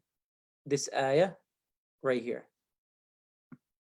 وَمَا وَجَدْنَا لِأَكْثَرِهِمْ مِنْ عَهْدٍ وَإِنْ وَجَدْنَا أَكْثَرَهُمْ لَفَاسِقِينَ. And we did not find most of them to have a true covenant, rather most of them were rebellious. And that's an incredible, subhanAllah, section or ayah, because it is very symbolic of pretty much the whole surah. And then, of course, the middle can also be depending on the ayah numbering, because some people actually put it at 204 or 203, and in that it would be actually one of these two ayat. تِلْكَ الْقُرَى نَقُصُّ عَلَيْكَ مِنْ أَنْبَائِهَا.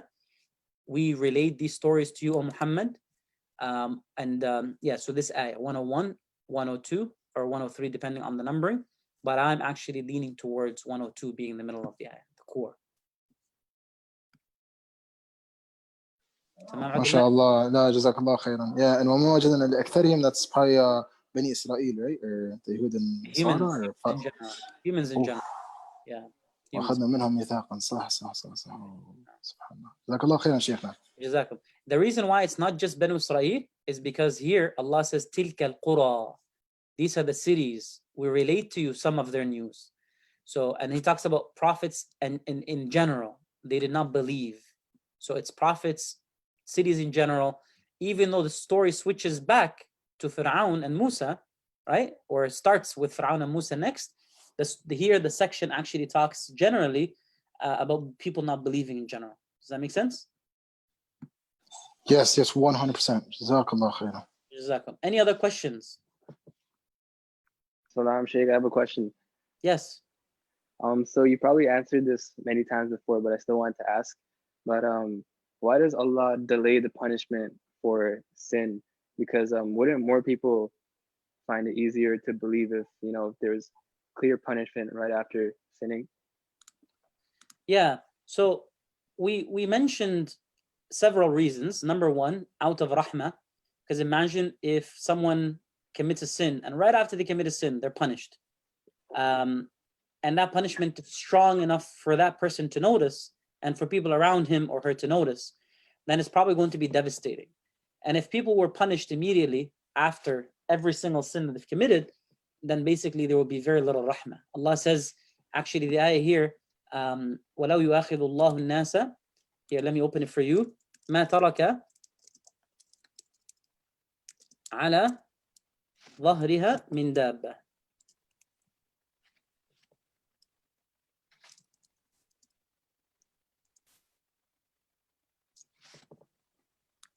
So the ayah here, if you open up Surat Fatir, ayah 45, وَلَوْ يُؤَخِذُ اللَّهُ النَّاسَ بِمَا كَسَبُوا مَا تَرَكَ عَلَى ظَهْرِهَا مِنْ دَابَّةٍ. If Allah were to impose blame on the people, or if Allah were to punish people immediately for what they have committed, He would not have left a single being on earth. But He delays them for an appointed term, and when their arrival time comes, Allah subhanahu wa ta'ala will surely bring them to account, because He's the all-seeing of His servants. Does that make sense? So one of the reasons is because if Allah subhanahu wa ta'ala were to punish immediately, there will be no one left. Because we are by default, by nature, because of that free choice that He's given us, and because of everything else that He's set in motion, the parameters, we are inclined towards sin. Okay. What if the punishment wasn't like devastating though? Like what if it was just like a reminder? Yeah, that's what happens. That's what happens. But then it's too subtle for people to look at. People start to look at those things as, you know what I mean? Like, oh, well, it could be this, could be that. So what happens, Allah subhanahu wa ta'ala does send those punishments. He does send those like minor reminders. So let me open here for you.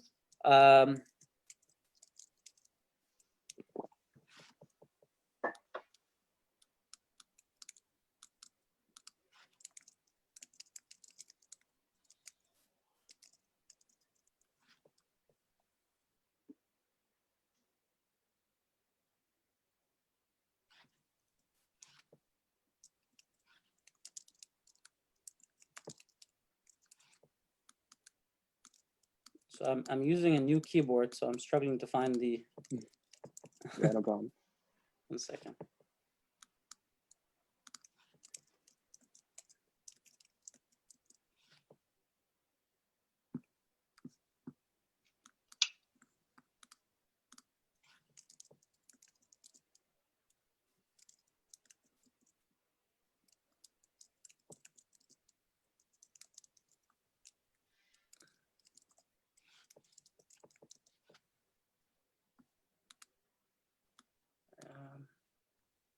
So let's open up Surat al-Sajda 21. I believe it's in Surat al-Sajda 21. Let's open that up here.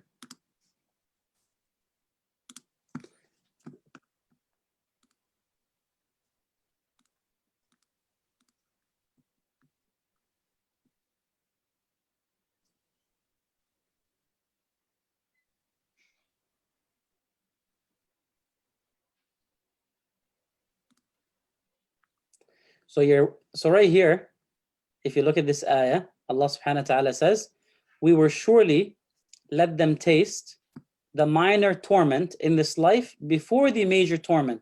So perhaps they will return to the straight path. وَلَنُذِيقَنَّهُم مِّنَ الْعَذَابِ الْأَدْنَى دُونَ الْعَذَابِ الْأَكْبَرِ لَعَلَّهُمْ يَرْجِعُونَ. So Allah subhanahu wa ta'ala reminds them that they will get a small, adna actually means smaller, not nearer, but like smaller. So they will get a small, very small portion before the bigger punishment, so that they come back, so they return. But most of the time, people look at this punishment and they basically rationalize it as something else. They justify it. It doesn't matter. It's not that big of a deal. Yeah. Okay, yeah. Thank you, Sheikh. No problem. Okay, any other questions before we continue, inshallah? So we're going to go a little bit faster, inshallah, just to put everything together, inshallah. We have a couple of minutes before Maghrib, and then after Maghrib, we're going to have approximately an hour. So we want to finish, inshallah, the whole surah and putting everything together. So this is an episode on Yawm al-Qiyamah. 39, 40 is talking about what's going to happen on the day of resurrection. And it's talking about how terrible the punishment is. So again, deterrence, reminding people that there is no escape, there is no way out. If you don't have that gratitude, once the signs came and once the ayat came and the revelation was clear and Allah made that point clear and you choose not to, then of course there's going to be no way out. And then here in 41, Allah describes the terrible punishment in Jahannam. But Allah subhanahu wa ta'ala also gives hope to the believers. Those who try their best, Allah subhanahu wa ta'ala is not going to expect from anyone more than what they're able to handle with abundance. They're the ones who are going to get Jannah and they will live there forever. So Allah subhanahu wa ta'ala sandwiches that difficult calamity or difficult image of punishment in the akhirah with hope. Hope that if you do your best and you have belief, Allah will not ask you to do more than what you can do with abundance. So Allah will hold you accountable, but we'll take everything into account. We'll take what you've had access to, your limitations, your vulnerabilities, and your difficulties. And Allah subhanahu wa ta'ala gives more hope that when the people go to Jannah, as soon as they go to Jannah, their hearts will be purified and they will be there grateful. And they will be grateful for the guidance, and they will appreciate that the guidance is from Allah. Had it not come from Allah, they would not have been able to find it. And they will admit that the prophets have spoken the truth. And they will be called onto by the angels. This is the Jannah. You got it because of what you used to do. Even though we don't get to Jannah because of our actions, they're told you attained the 3 actions because they were polite with Allah. They said to Allah, Allah, we would not have been able to receive this guidance had it not been for you. So Allah subhanahu wa ta'ala, because they dealt with Allah with adab, with ihtiram, with respect, with etiquette, Allah subhanahu wa ta'ala attributes that good back to them. And this is a good reminder here that when you attribute the good to Allah, Allah gives you more. Allah blesses you. وَلَئِن شَكَرْتُمْ لَأَزِيدَنَّكُمْ. So that humility goes a long way with people. And of course, it goes a long way with Allah subhanahu wa ta'ala as well. It goes a long way with Allah subhanahu wa ta'ala. So what's the connection then between this? Why is Allah talking about our hearts being purified on Yawm al-Qiyamah? Because when we stand up for truth and when we ask Allah subhanahu wa ta'ala to give us the ability to speak truth and to share truth, we're going to be persecuted, we're going to be hurt, and there's going to be disagreement. That's the nature of this dunya. There's enmity, there's hatred. So shaitan will get the best of us. Shaitan will get people to fight. So the best of us will have issues and will have resentment, will have disputes, even if we work and do our best to purify. So because of that, Allah subhanahu wa ta'ala reminds us that's the nature of dunya, and Allah subhanahu wa ta'ala eventually will give us the ability to be purified from all of that and to go back to Him, inshallah, with a clear, beautiful state of heart. And of course, this is not to say that we cannot achieve a good, calm state of heart in this dunya. We can, but the absolute beautiful purity is only something in Jannah. Then Allah subhanahu wa ta'ala gives us an episode here to show us what happens with the people who are ashab al-Araf, the people whose good deeds and bad deeds are equal. Whose good deeds and bad deeds are equal. We have a hand from Amir Atif. So let me give you the mic, Brother Amir. Sheikh, the question is in regards to the gentleman who asked previously about the punishment. It's a tangent of a tangent. Is the punishment the same thing as inflictions through Allah's command, or is it punishments done by our own actions and the result of our actions? Excellent question. So if I'm understanding correctly, you're asking the punishment, is it directly from Allah or can it be through human beings? Yes, as a self-infliction of their own actions or wrongdoings. Yeah. Is that also considered as my minor punishments? Yeah, so Allah subhanahu wa ta'ala can do both. Allah subhanahu wa ta'ala can punish us through other people, and Allah subhanahu wa ta'ala can punish us through natural disasters and things like that. And those are not really punishments, because if they bring us closer to Allah, then they're blessings. So at the beginning, they may be punishments in the sense that they can actually wake us up and cause us to be a little bit more restrained and constrained. They might be interruptive and sometimes intrusive, but if they get us to remember Allah, then they're blessings. And so those are examples of things that Allah subhanahu wa ta'ala sends as wake-up calls. That's what we can call them, as wake-up calls. And an example of that is if you actually open up, let's do this together. Let's open up here Surat, I believe Surat al-Zukhruf. Let's do this together. Surat al-Zukhruf.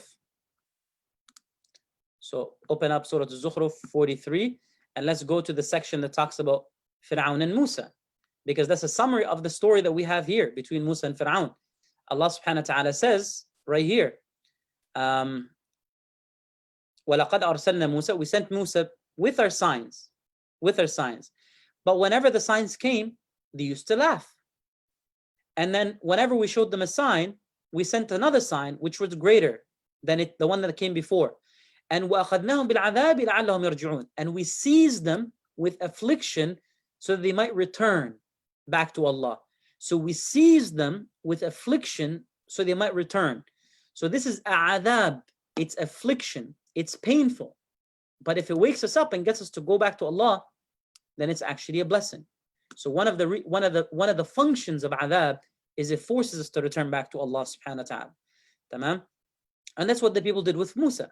The Pharaoh and the people came to him and said, listen, we can't really get rid of all these bad things that are happening to us. You know, the blood and this and that. We talked about the signs that happen in Surat Al-Araf.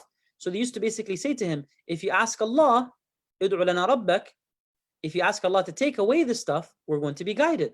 We're going to actually become truthful. We're going to become closer to you. We're going to accept Islam. But instead of becoming closer, إِذَا هُمْ يَنْكُثُونَ فَلَمَّا كَشَفْنَا عَنْهُمُ الْعَذَابِ إِذَا هُمْ يَنْكُثُونَ. When we remove the affliction, they broke their word. So afflictions come to wake people up, and they might wake up temporarily, but eventually they go back. And when they go back, that's when the punishment comes. Does that make sense? SubhanAllah, Shaykhna, could that apply to COVID-19? How like now everybody is going back to Allah, even the kuffar are making us do adhan in their churches and their congresses and all that. Yeah, of course, there's definitely an element of divine messaging in everything that happens, whether it's COVID-19 or anything else. And definitely there's an element of divine reminder in the situation for those who are paying attention and reflecting. So yes, the short answer is yes. We have 3 minutes till Maghrib. Any other questions? Sorry, Sheikh, quick question. Tafaddal. It was in my understanding that basically if something happens and it brings you back to Allah, then it's a mercy. And if it's a punishment that distances you away from Allah subhanahu wa ta'ala, then that would be a punishment basically. Yeah. But so, then now here we're learning that a punishment can become a blessing depending on how you respond to it basically. Remember, Allah subhanahu wa ta'ala is using the word adab. Adab means affliction, a torment. It's something painful. It's something interruptive. It's something intrusive. So to translate adab as punishment in itself would be a little bit problematic, because the adab will only become a punishment if you do what? If you respond negatively to it. Exactly. If you break your word, if you move away from Allah. So when you do that, that's when it's real punishment. And what does Allah subhanahu wa ta'ala call the punishment here? فَلَمَّا آسَفُونَ انْتَقَمْنَا مِنْهُمْ فَأَغْرَقْنَاهُمْ أَجْمَعِينَ. When they were drowned all, انتقمنا, then we punish them all. So the punishment here is the intiqam. You see that? It translated here as intiqam. We took retribution, the punishment. So the real punishment comes after the sign is sent and the person chooses not to return back. So it's a little bit of like semantics here. So we can say that a terrible thing happens that is intrusive, that is painful, that is difficult. It's not a punishment yet, because if it brings the person back, then it's a blessing. But it becomes a punishment when that person ignores it. Yeah, exactly. Okay, so it goes hand in hand, basically. Yeah, exactly. Are you saying that if we don't behave now after Corona-19, Daddy Corona is gonna come? Sorry, say that again, Brother Amir. Are you saying that if we don't behave now after Corona-19, Daddy Corona is gonna come? Am I saying that if we don't behave after Corona, more Corona is going to come? Will come? Yeah, I kind of understood that too. So again, this is not specifically about Corona. It's general, and it's not me saying this is what the Quran is saying. The Quran is saying Corona, like Corona as an example, it has caused a lot of social shift, but it's nothing compared to what Allah can do. That's what I want us to understand. You know, Corona is horrible. It's affected us all in a negative way, but it's just a small example of how something so small, so tiny can cause so much uncertainty and chaos and commotion to the whole world. So for me, when I look at the Corona, it's a reminder of our weakness. It's a reminder to go back. but I don't see it as a punishment. I see it as a blessing from Allah subhanahu wa ta'ala. It's a punishment for those who don't wake up and those who don't take time to reflect. And then what comes next for those people, for those individuals, either individually in their own lives or as a collective to a whole community, Allah knows best what that is. It's not up to me or up to you to decide what that is, but that will be the punishment. So this is the warning. This is the siren going off. This is the alarm saying what you're doing, you should think twice, you should reflect. But it's not necessarily a punishment, because Allah is much more severe. Inna Allah azizun dhu intiqam in his punishment. Does that make sense? Tamam. So we'll take a break now for Maghrib because the adhan has just been called. It's here 7:50. So inshallah we'll take a break for Maghrib. Please pray Maghrib and let's come back inshallah at 8:10. So we'll give ourselves 20 minutes to pray inshallah, relax. After salah, do dhikr and pray the sunnah. And then we'll come back at 8:10 inshallah ta'ala to continue the discussion. Bismillah.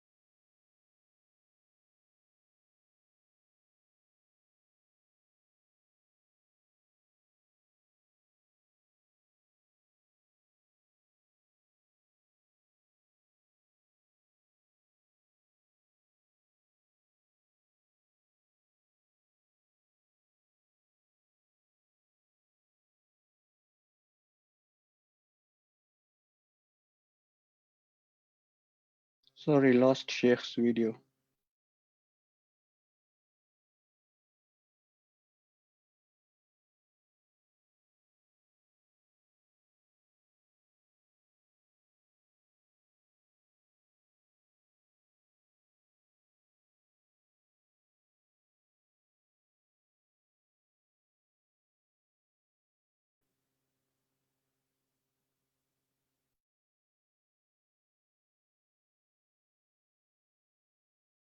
Okay, Bismillah, Alhamdulillah, والصلاة والسلام على رسول الله وعلى آله وصحبه ومن والاه. How is everyone doing? Alhamdulillah, Sheikh. Alhamdulillah, Alhamdulillah. Let me just pin our sister Rana Hamdi's video so that people can see it as well.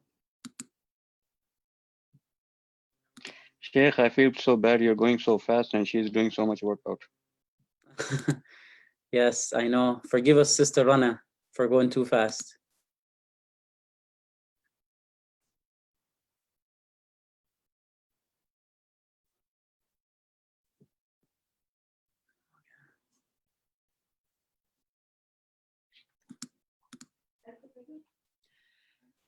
Sheikh Hussein, Sister Mariam has a question.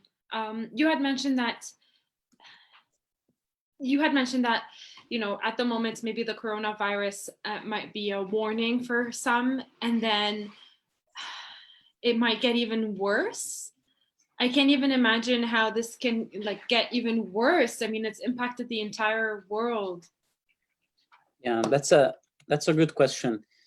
So we have to understand a few things first. Allah subhanahu wa ta'ala does not punish except after sending clear warnings and clear signs. So that's one. Secondly, it is not up to us to interpret what is the will of Allah subhanahu wa ta'ala without having access to revelation. We don't receive revelation, so we can only go back to what the Quran says and make decisions or assumptions based on that. So based on everything that the Quran mentions and makes or asserts, we can assume that Allah subhanahu wa ta'ala is sending a wake-up call. Similar things like this happened in the past, and it was a wake-up call. And if people don't listen, of course, the punishment is much more severe. And the punishment, actually, I'm speaking, subhanAllah, for people who know, like me and you, Muslims, who know what we're supposed to do, who receive revelation, who have a clear covenant with Allah subhanahu wa ta'ala. I'm not talking about non-Muslims who may not know, may not have access to revelation, or may have their reasons for not having access to revelation. I'm talking about you and me. This is a warning for you and me. And if we don't go back to what the Quran and the Sunnah say, then the punishment can be much more severe. And what's the punishment? Of course, it could be in Jahannam. And a punishment in Jahannam is much, much, much more severe than anything that the coronavirus can do in this dunya, because this dunya is very insignificant and small compared to the akhirah. So that hopefully clarifies what I mean. Does that make sense? Yes, thank you. Jazakallah khair. Wa jazakumullah khair. Do we have any other questions, inshallah, before we finish the surah, inshallah ta'ala, as much as possible?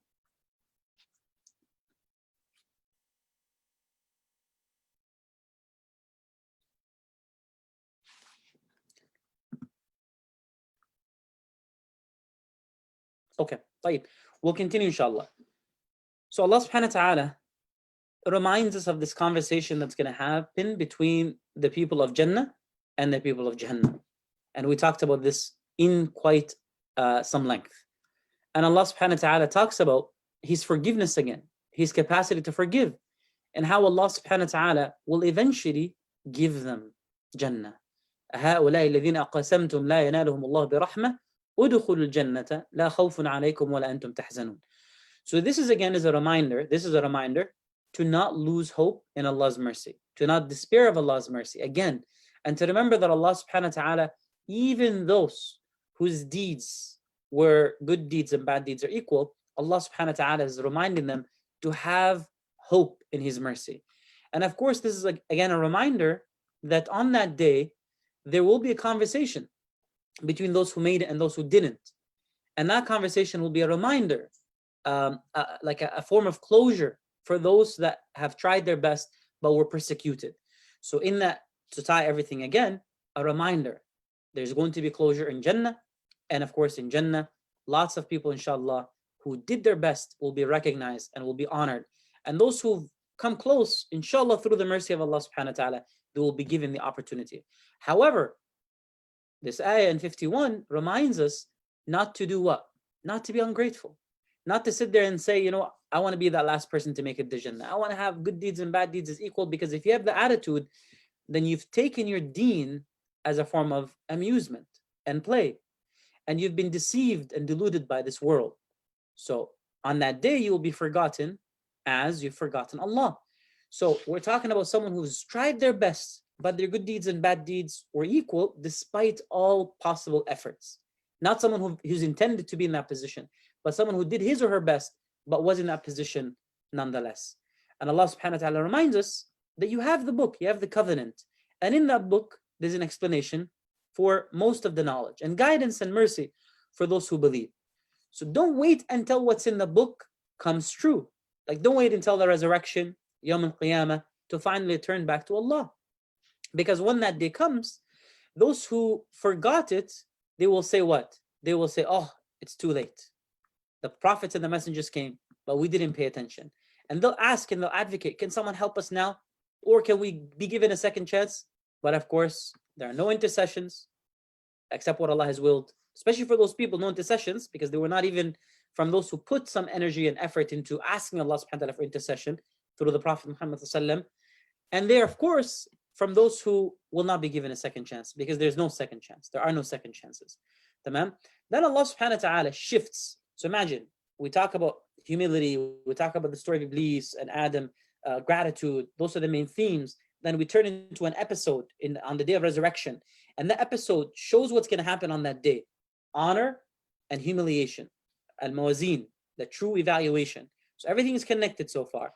And then Allah subhanahu wa ta'ala reminds us of who He is. Who is this Lord that you should be connected to? Who is this Lord that you should pray to? That you should pray to with humility and privately. And the one who does not like transgression. Who is He? He's the one who created you. And He created everything around you. Everything. And He created it in phases, in stages. And then He consolidated all of the power. He ascended to the throne. And He did this in, again, like the creation He did in gradual steps, to remind us to be careful of the gradual steps of shaitan, and to also make sure that our steps back to Him are consistent and sustainable as well. So we're supposed to reflect through this process of creation how we ourselves can, inshallah ta'ala, work towards being the best possible versions of ourselves. And of course, how shaitan will, through the same gradual process, do the opposite. Work towards exploiting our vulnerabilities and showing our weaknesses. And again, we're given another reminder over and over again. Call on to Allah. Remember, He does not like those who transgress.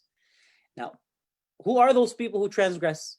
They're the ones who cause corruption after Allah has sent prophets and messengers to fix it. So Allah subhanahu wa ta'ala is making dua, or telling us to make dua again to Him. Asking Him for what? Asking Him with fear and hope for His mercy. And remember that mercy is near for those who excel. So you can't just be making dua without action. Once you excel, the mercy will come. But you have to show Allah your desire, your humility by making that dua. And then we talked about here a beautiful analogy. So humility, gratitude, then the story of Iblis, and then an episode from the Day of Judgment, and then the stories that are about to come. Allah subhanahu wa ta'ala introduces that. Then Allah subhanahu wa ta'ala, before He begins the section on prophets, He gives us an analogy of who prophets are, what they're like. What are prophets like? They are like clouds carrying good news that are sent with that good news to everyone, to ground that is dead, and they bring that dead ground back to life. So this is a reminder, if we want to be honored, we have to be the messengers of the messengers. So we have to be the messengers of Rasulullah sallallahu alaihi wasallam, and we have to be those who carry that weight and share it with others. But at the same time, it's a reminder and an introduction to the prophets and the messengers' journey, the ones that are to come. So the journey of Nuh, and the journey of Salih, and the journey of Lut with their people. So they're like clouds. So that's the connection so far. And Allah subhanahu wa ta'ala tells us that there's two types of grounds. The good ground will give rise to good fruit quickly. But the bad ground, when that water comes, is going to give rise to little if anything at all. And that is a reminder that despite your best efforts to teach and to encourage and to share, your impact will only be as good as that ground is ready to receive. So don't blame yourself. Don't blame the Prophet. Don't blame the messenger. So this is assurance for the prophets and messengers, and it's assurance for Rasulullah sallallahu alaihi wasallam, because this ayah here, 58, is supposed to be understood in relationship to what? In relationship to ayah, the very beginning, where Allah subhanahu wa ta'ala says, فَلَنَسْأَلَنَّ الَّذِي أُرْسِلَ إِلَيْهِمْ وَلَنَسْأَلَنَّ الْمُرْسَلِينَ. Ayah 6, where Allah says, we will surely question those who receive the messages from the messengers and those who were sent themselves. So imagine Rasulullah sallallahu alaihi wasallam is feeling the anxiety. You can imagine he's feeling that weight.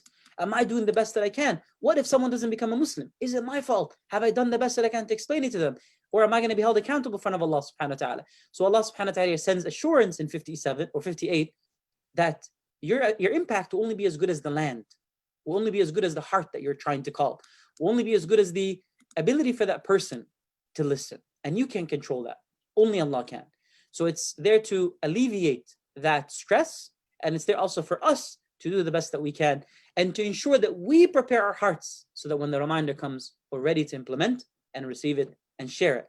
Allah subhanahu wa ta'ala then gives us the example of Nuh. And Nuh's people, they committed a big mistake and a big sin, and that mistake was the mistake of shirk. So they committed shirk. And then we are introduced into the concept of the mala and how these mala are going to serve as shayateen from the human beings. Go back to the linguistic definition of shaitan. So these mala are going to reinforce and are going to use language that is very careful. Remember the language that they use. And remember Nuh's response. He stays focused, he stays calm, and he says, well, what you're saying is not true. And he stays strong and he stays firm. And he says, I'm going to deliver all the messages despite your resistance, because I know from Allah that which you do not know. And he goes and he communicates with them back and forth, but they deny despite the signs. And they mock him when he's building the ship. But eventually he builds the ship and everyone is drowned because they refuse to see or they refuse to acknowledge what they saw. So they continue to be blind to the signs that they saw. So here's the first example of a people that disregarded the signs when they came and ignored the Prophet when he came. Then we have the people of Ad, and they're going to take it a step further. What they're going to do is they're not going to just say, you are misguided. They're going to say, you're complete fool. Inna lanaraka fi safaha. So their refusal to believe increases. Their confrontation is more bold, and their accusations are more direct. And this shows us that, and go back to the notes again, we're just summarizing a lot. This shows us again that they're increasing, subhanAllah, in the transgression. And of course, the Prophet here, sallallahu alaihi wasallam, Hud, maintains his composure and has a dialogue and stays focused. And of course, he tells them that Allah subhanahu wa ta'ala is the one who gave you all that you have, so don't take it for granted. And of course, they come back and they say, well, show us the sign. Show us the sign. Punish, send us a punishment if you're speaking the truth. And of course, that's what happens, and they're punished. And Allah subhanahu wa ta'ala saves the ones who believed with him. And then Allah subhanahu wa ta'ala gives us another example, Thamud, and how Salih was sent to them. And then this time, what they did is they asked for a sign, the sign came, but instead of believing, they actually destroyed the sign, the animal, the female camel. The female camel that they said, hey, we want Araf to turn into an animal, and from that animal, it should be pregnant, and a baby is born. Allah gave them that sign, but instead of believing, they killed the sign. And we said that they killed it for economic reasons, for political reasons, for social reasons, and for their own, again, because it was impacting their own socioeconomic well-being. So Allah subhanahu wa ta'ala shows us here the punishment that came to them as well. The theme here is that there's gradual increase in the transgression, there's gradual increase in the injustice, and there's gradual increase in the persecution of prophets and messengers, and there's also gradual increase in the resistance. Now, what happens after Salih? After Salih comes, the next people are Lut's people, or the qawm that Lut is sent to. And then they do something that no one has done before. And that is, they practice same-sex relations. And how this is, again, reprehended in the Quran. And it's clear that the position of the Quran is one that does not endorse that.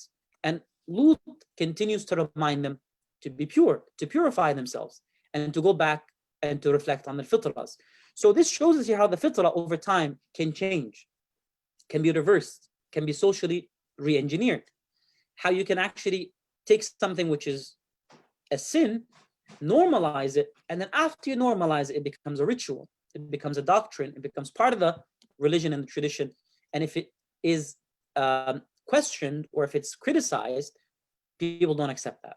So the sin becomes so steady and accepted and normalized that the one who resists it or the one who questions it, even with compassion, as Lut is doing, is considered to be an outsider, considered to be weird, considered to be strange.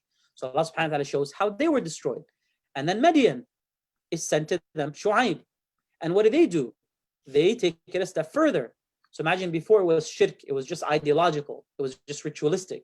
And then from shirk, it became denying and killing the sign. So killing the sign itself. And then beyond that, it became physical lust, physical infidelity. And then beyond that, it became economic injustice. And we talked about how economic injustice and economic abuse, riba, is the greatest sin than zina. And this is again confirmed by the Prophet Muhammad's hadith, which we discussed, and confirmed by the Quran. So the gradual change and shift and evolution in bad behavior. And it's there as a reminder for us not to take things for granted.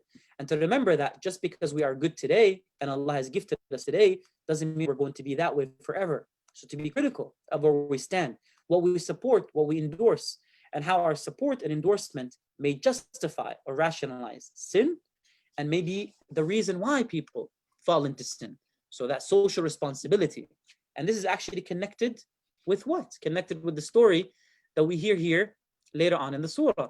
And that is the story of the people of the Sabbath. The people of the Sabbath, if we go here, وَاسْأَلْهُمْ عَنِ الْقَرْيَةِ الَّتِي كَانَتْ حَاضِرَةَ الْبَحْرِ. And this is mentioned in this section here.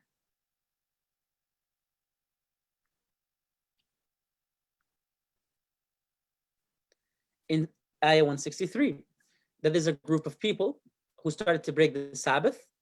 And at first, everyone was so disappointed and worried for them and stayed away from them. But eventually, it became normalized. And eventually, those who were still advising, they were told, why even bother? Why even bother? And then, of course, Allah subhanahu wa ta'ala shows us that those who spoke out were saved, and those who didn't do the act were saved. But those who didn't, who stopped advising, what happens? Allah doesn't speak of them. And Ibn Abbas and others said they were silent, so Allah was silent about them. So this is actually connected. These are all connected. That we have to have social responsibility in terms of what we endorse and what we support. Excellent. So let's go back again.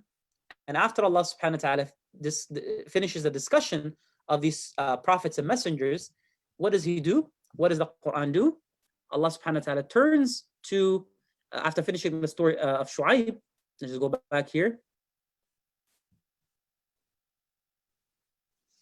After the story of Shu'aib and the economic injustice, Allah subhanahu wa ta'ala tells us another story, and that is the story of Musa alayhi salam. But before the story of Musa alayhi salam, Allah subhanahu wa ta'ala prefaces these discussions with a few questions. And these questions are, Allah subhanahu wa ta'ala or a few statements. And ayah here 94 reminds us that whenever we sent to society a prophet, or we sent the prophet to a society, أَخَذْنَا أَهْلَهَا بِالْبَأْسَاءِ وَالضَّرَّاءِ لَعَلَّهُمْ يَضَرَّعُونَ. We afflict its believing people with suffering and adversity so that they may be humbled. And this is very, very important here. Remember that the adversity and the suffering will only come when a prophet is sent, when the message is clear. So Allah is not going to punish or send suffering and adversity to a community that does not know. So this is a very important ayah. Put 3 stars next to this ayah, especially in our discussion and our current context. Allah is not going to punish a community that does not know. Only when the community has received the signs and decides to turn away from the signs will the punishment comes. And then after that, what happens? When the punishment comes, Allah subhanahu wa ta'ala will change the condition, or when bad things happen, Allah subhanahu wa ta'ala can then change the condition and test the people with good things, good signs. And then Allah subhanahu wa ta'ala reminds them, if only they have taqwa, Allah would open up the doors and the blessings and pour it upon them. If only they believed, Allah will make their lives better. And Allah will test them in beautiful ways, meaning that Allah will test you by giving, Allah will test you by empowering, Allah will test you by supporting you, by giving you chances to give. But what are you going to do when you have that? And we have the example of the story of Musa, in which the people are tested at the beginning with hardship. And they're patient. Not everyone is patient. And after the hardship, the people of Egypt are tested with hardship. But after the hardship goes, Allah subhanahu wa ta'ala tests them with what? Tests them with ease. Tests them with responsibility, with power. Tests them by being the chosen people to carry and implement the faith. Did they live up to that standard? Did they do the part? Did they fulfill their covenant? Those are all the themes that are explored in the surah. So Allah subhanahu wa ta'ala reminds them, don't take the punishment of Allah subhanahu wa ta'ala, or don't give yourself a false sense of security, because the punishment can come when you're playing, when you're sleeping, when you least expect it, and that is the true loss. People that are punished despite having clear ayat and signs that encourage them to fall far away from that punishment. Allah subhanahu wa ta'ala then reminds them that we could punish you and the punishment can come directly targeting you. Allah subhanahu wa ta'ala can punish in the most unexpected way possible. And Allah can punish by sealing the hearts so that you can no longer listen. These are all forms of punishment. So don't expect that Allah is going to punish you with just physical destruction, because Allah subhanahu wa ta'ala can punish you with metaphysical destruction, and that is much more severe. When Allah subhanahu wa ta'ala takes away from you the ability to see, the ability to understand, as a result of you failing to see and understand. It's like someone saying, or me as a physician, or you as a physician saying to someone, hey, take this, it's the medicine that you need. I really advise that you take it. And you're like, no, I'm not going to take it because I don't like you and I'm going to, live without it. So because they're arrogant, you keep inviting them over and over again. But if they refuse too many times, what do? As a form of punishing or disciplining them, you refuse to give that medicine to them directly at all, because they've been given too many chances. So this is a reminder of how Allah subhanahu wa ta'ala can punish you by taking away your ability to see. And that's a really, really terrible punishment. Even greater than the punishment which is physical. تلك القرى نقص عليك من أنبائها, and we mentioned this is the middle of the surah, or this one, that these stories are there shared with you so that you remember how Allah subhanahu wa ta'ala works, or how divine will manifests itself. And most people did not have much of a covenant. Most of them were transgressful. So this is a very important theme in the surah here, that don't follow the majority, because the majority, al-akthariya, is usually in the wrong, because very few people lack the commitment and the consistency and the dedication to do the right thing. Allah subhanahu wa ta'ala then takes us through a beautiful, beautiful story, and that is the story of Musa and how he's sent. And when he's sent, he tells Fir'aun what Allah told him to do. And then Fir'aun resists. And then Fir'aun says, show me a sign. The sign is shown. Fir'aun refuses. Even though he saw two signs, Fir'aun refuses to believe. And Fir'aun says, well, he's just coming to do what? To remove you from your land. He's a terrorist. He's coming to cause anarchy. Then the Mala come in and they say what? Well, set a day in which we test him and we show his weakness to everyone else. Of course, Musa alayhi salam, he agrees, and we know the story, how he defeats the magicians. The magicians become Muslim, but instead of Fir'aun waking up and realizing that I could be wrong, he became more and more defiant. So imagine the sign came from Allah subhanahu wa ta'ala in the form of a physical miracle, but instead of succumbing and believing, Fir'aun became more deviant, more far away from the truth. And Allah subhanahu wa ta'ala tells us here that Allah subhanahu wa ta'ala then sent more signs. And what were those signs? The signs came in the form of tests for Banu Israel. Banu Israel, instead of believing, they said, well, Musa, we were punished because of you before you came, and now we're punished after you. So imagine, subhanAllah, the ingratitude again, a theme. And then Allah subhanahu wa ta'ala says, we tested the people of Fir'aun with years of famine, deficiency in fruits and in provisions, so that they may remember. But when good things happen, they said it's because of us. When good things happen, Fir'aun would say, hey, look at my policy. It's doing wonders. I'm saving you. And when bad things happen, they blamed it on Musa. So Allah subhanahu wa ta'ala is showing us the way that people rationalize. You know how we said the signs come, but people choose to not look, people choose to overlook, to turn away. So Musa is there, and instead of saying, Allahu Akbar, Musa, a prophet, is amongst us, people say, well, look, we're being punished. Our kids are still being killed. It's because of you, Musa. Before you came, we're being killed because of you. And now after you came, we're being killed because of you. So it goes to show you the way people justify the mistake. And Fir'aun here does the same thing. When good things happen, out of Allah's mercy, Fir'aun says, look, our policy, we're the greatest, we're the best. See why we signed this deal? Because we're the best. See why this good thing happens? Because we're the best. And when bad things happen, well, because Musa's around. He's defying the will of the idols, the will of the gods, the will of the universe, the will of nature. He's claiming all these crazy things, and that's the reason why we're punished. So you see how people can justify their sin and rationalize their position. And the sign that comes, instead of increasing their iman, it becomes a source and a reason for them to actually justify their kufr and to move further and further away from Allah subhanahu wa ta'ala. SubhanAllah. And this is again really, really sad. And here's the reason why people get punished. The real punishment comes when this statement is made. Doesn't matter what you show us as a sign to bewitch us, we're never going to believe. So when you make this decision, you basically make this decision that it doesn't matter what you see, you're never going to believe, then you yourself have set yourself up for destruction. Because this is arrogance. This is the opposite of humility, opposite of gratitude. Doesn't matter what I see from you, I'm going to interpret it in a way that makes sense to my already preconceived notion. Then that's when Allah subhanahu wa ta'ala sends more punishments. Instead of deficiency in provision or deficiency in terms of the famine, no. These are going to be more vivid. So these are punishments, but there's still signs. There's still signs. The flood, the locusts. And imagine, subhanAllah, how this is happening in the current years that we're living in. We're seeing the locusts and the economic impact that they've had on certain parts of the world, the lice and the frogs and the blood of the Nile. All of these came as clear manifest signs separated. And of course, when these things happen, they turned to Musa and said, hey, out of desperation, please help us. We can't deal with this. So when the pressure is real, that's when people turn to Allah. That's when people turn to Musa. So they pray to Allah through Musa. Musa, make dua. And if you do make that dua, we will believe in you and we will send the Israelites with you. So Musa makes the dua. The things go away. And then they say, well, it's just a coincidence. So they don't believe. They find a way to justify their defiance. Instead of believing, they continue and reaffirm their disbelief. That's when they were what? When they were punished. That's when the real punishment came. Remember, we talked about this in Surat al-Zukhruf, which we just showed the example of. And how did that punishment came? أغرقناهم.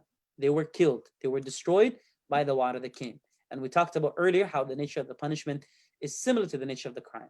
And then another episode starts here, 137. And that is the episode of being tested with good, being tested by receiving something. So we talked about how we can be tested by punishment and we can be tested by receiving something. So before, all of these tests come as punishment, all of this. The tufan, the jarad, the qummal, the dafadi', the dam, the sinin, wa naqsim min al-thamarat. These are all signs in which Allah is testing by taking away. But here Allah is testing by giving, by making people inheritors. So Allah subhanahu wa ta'ala gave them the ability to inherit the eastern regions of the land and the western ones. So much land they inherited, and it's blessed land.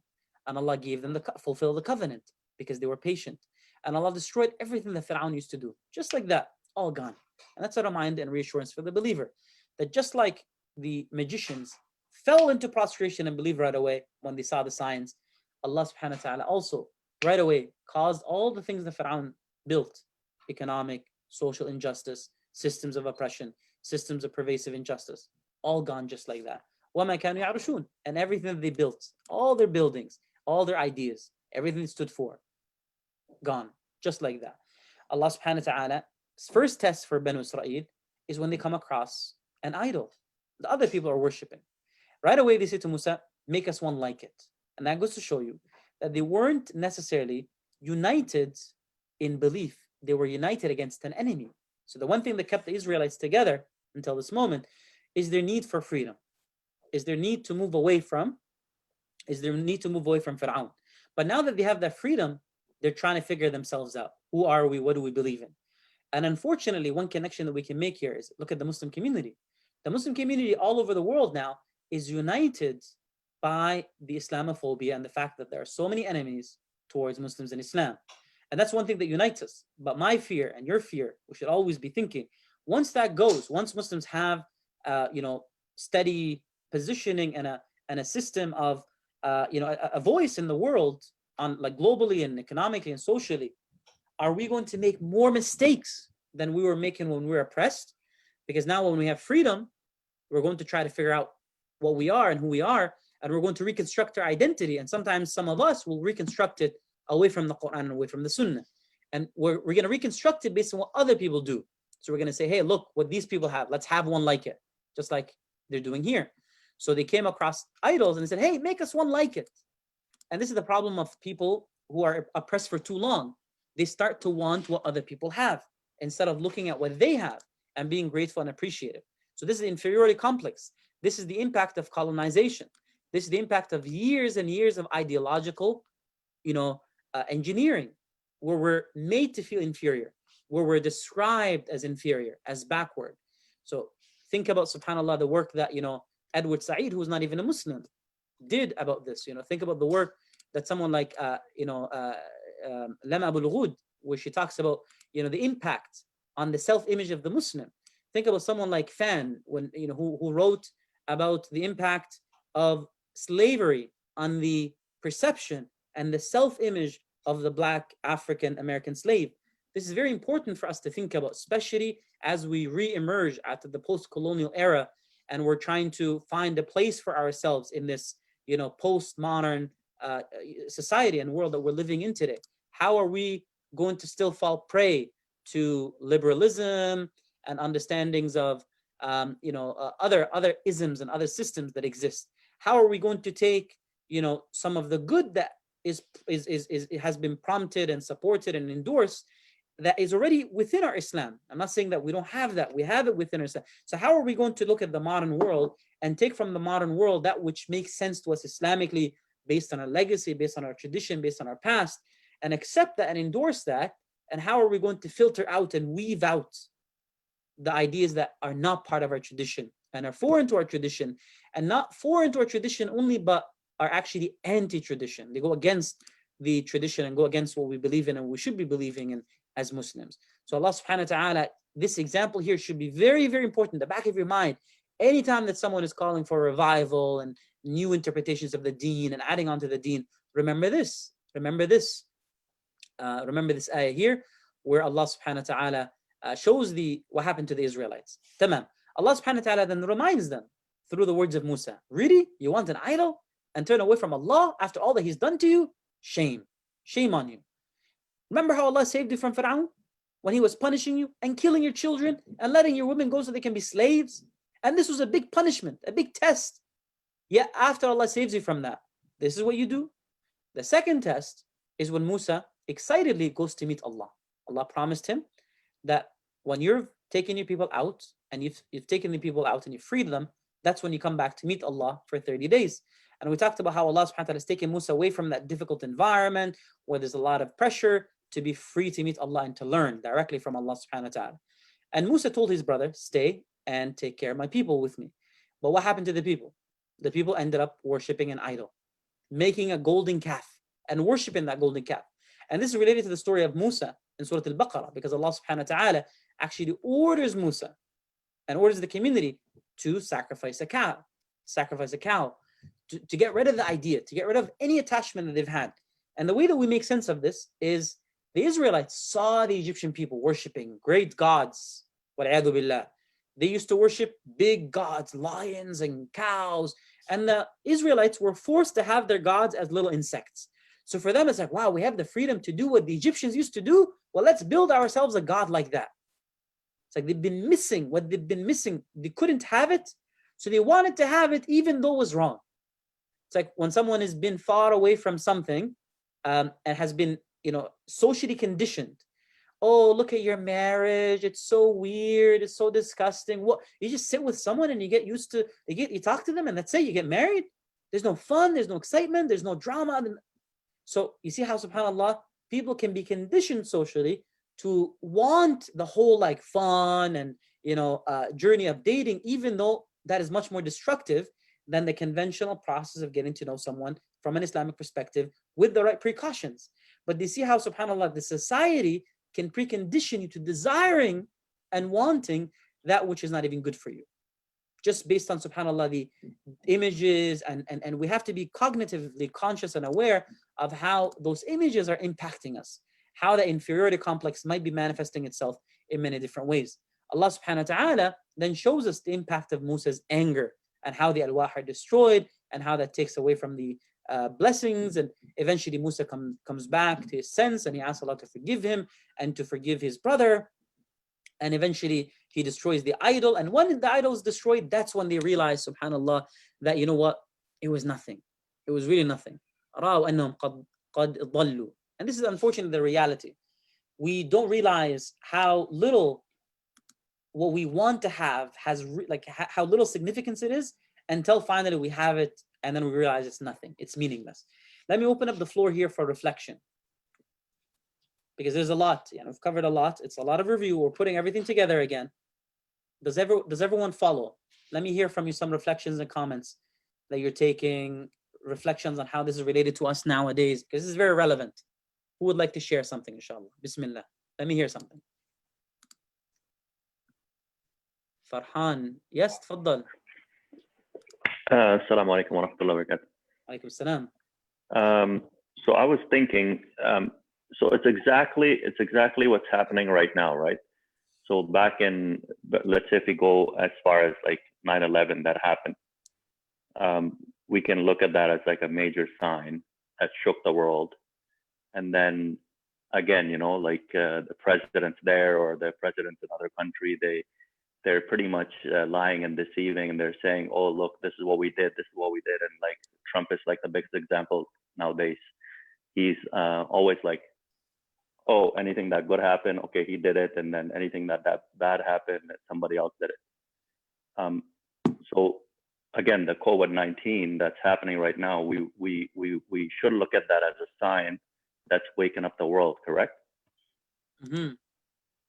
And then the bigger question here is how do we protect ourselves, knowing that let's say this is a sign that's in front of us, and how do we move forward protecting us and protecting our loved ones, and what should we do to not fall into the bigger calamity that's probably coming?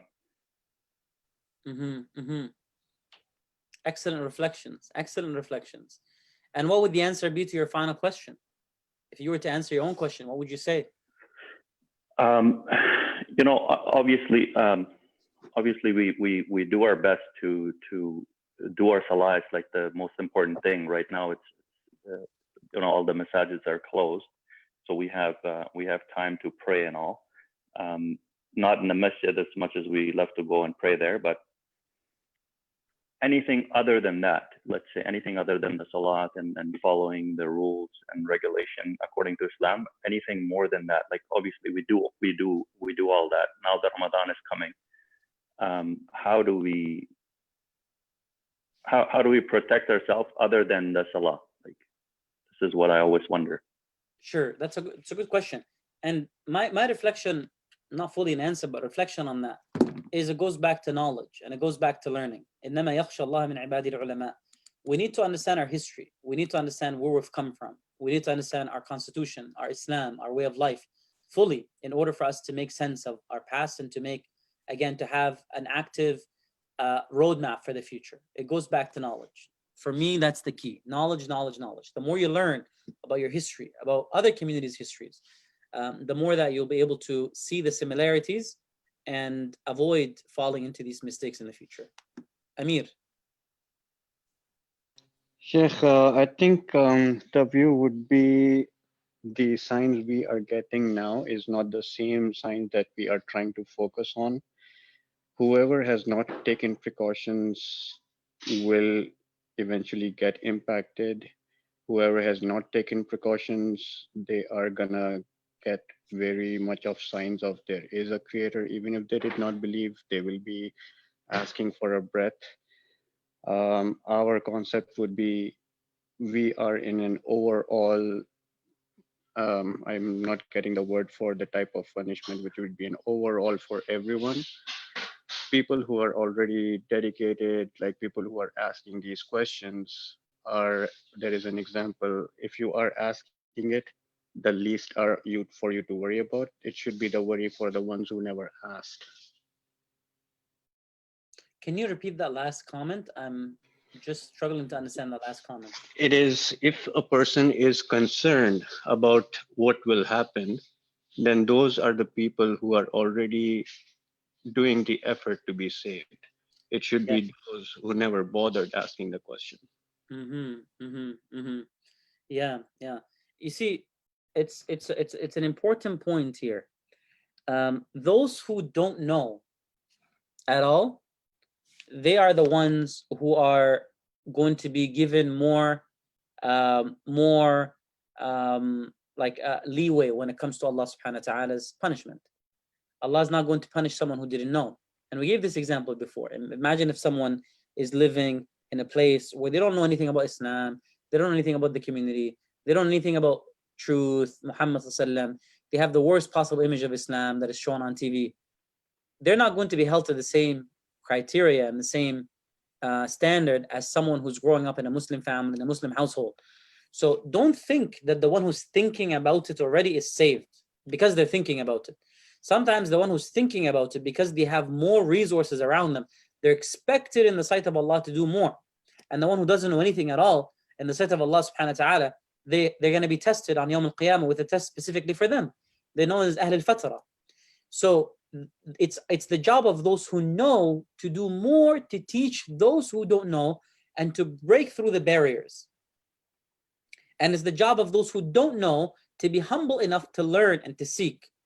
And somewhere in the middle, there's that gradient in which Allah subhanahu wa ta'ala is the one who knows and He makes the final decision. Like the theme of the surah here, Surah Al-Araf. Those who are on the edge, they did some good and they didn't do some good. Allah subhanahu wa ta'ala is the one who makes the final decision. And based on the understanding of the ayat, Allah's forgiveness eventually, overwhelms. So I don't want us to think, oh, we're good because we're thinking already and we know, and we're thinking about how we're saving ourselves. Because if we know enough to save ourselves, then it's going to be the question of, well, what are you doing to save others? And I don't want us to point the finger at those who don't know anything about Islam, be like, well, it's your fault, you're the ones that are going to be punished. Because in reality, they have to struggle to learn and go against big waves and big misconstructions and big misconceptions that people are spreading about Islam. So we have to have a little bit more of a balanced approach when it comes to understanding, and when it comes to understanding our positions in relation to other people. Does that make sense, Brother Amir? Yes, Sheikh, it does. وجزاكم الله خيرا. Brother Farhan, your hand is up again. Yes. So following Brother Samir's question, so the thing that's really scary is obviously the people who don't have the knowledge, they will have a leeway in the sight of Allah subhanahu wa ta'ala, right? So the scary part for us Muslims, knowing that we have the knowledge, that puts us on a greater hook, right? That is true, yes. Or more of a responsibility, yes. It's more of a responsibility on us to be better for ourselves and then for the community. Now, we again, it's a very scary thing. Like, this is why I continuously wonder, like, what is it that we should do for us and people around us, or for the community, Muslims or non-Muslims? Like again, dawah could be one of the things, but I don't know. I always wonder. It's a very scary thing. Let's say even if you have the knowledge, but you still fall, and what happens? Are you obviously going to get punished in the dunya? Hopefully, it would be this smaller one. In the akhirah would be a really scary one. Yeah, we have to be hopeful, but at the same time carry that responsibility and let that responsibility prompt us to doing the best that we can. So what I would say is we have to communicate to people around us. We have to break through the misconceptions that they have. We have to articulate Islam to them in the best way possible. We have to represent not just intellectually our ideas, but through everything that we say and everything that we do, through the decisions that we make, the dress, everything that we do. we're sending a message in this part of the world to everyone that sees us as Muslims. Everything that we see is understood not just as our action, but as a representation of Islam.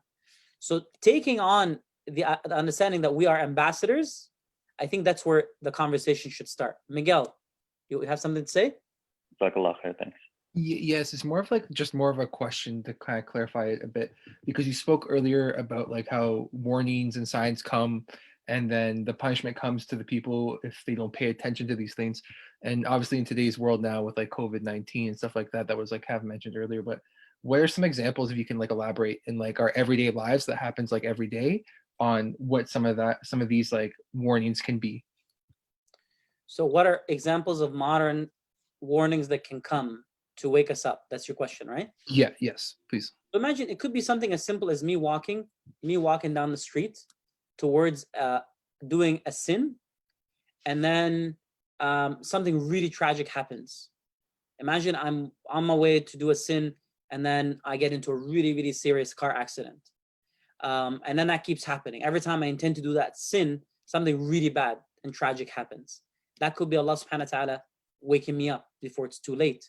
But then if I keep ignoring that sign, things will just open up. Another example would be, if every time I try to do a sin, the doors shut down in that process, Allah subhanahu wa ta'ala is taking me away from that sin. So these are examples, little early warning signs to stay away from that. Does that make sense, Miguel? Yes, thank you so much. Jazakallah. Barakallah feekum. Sister Hani. Oh, my apologies. 1 second, Sarana. Sister Hani, go ahead. Assalamu alaikum. Can you hear me? Yeah, we can hear you, Sister Hania. I was just wondering, like, in relation to signs. Can you increase your volume, please? Sure. Can you hear me now? Mm-hmm.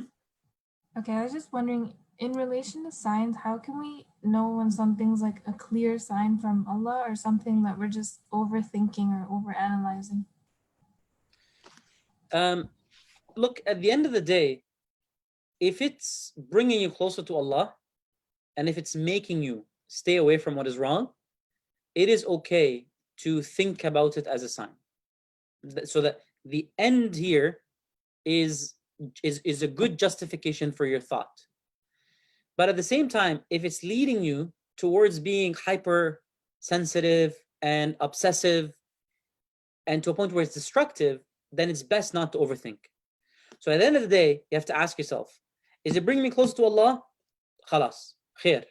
Is it making me hopeless and worried and anxious too much? Then I have to stop that. So that would be the criteria through which I would make that decision. Does that make sense? Yes, thank you. Jazakumullah khair. Miguel? Yes. You had a hand? No, I think it's just the same hand from before. Okay, Sister Rana, go ahead. Okay, there are two questions from the deaf community. Yes. Suleiman is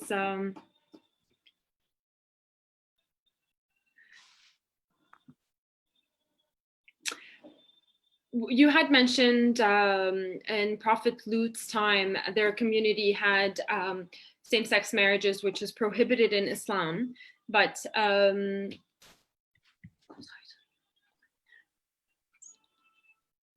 and then also you said that, nowadays people judge Muslims for how they get married, and that dating and going about the culture that they do here is haram.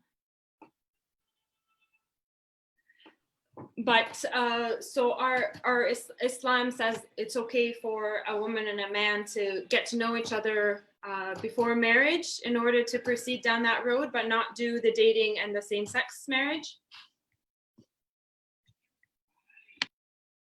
That's the first question, right? Yes, that's from Brother Suleiman, and then there's another question from one of our sisters, Sister Maryam. Okay, so let me take the first question from Brother Suleiman.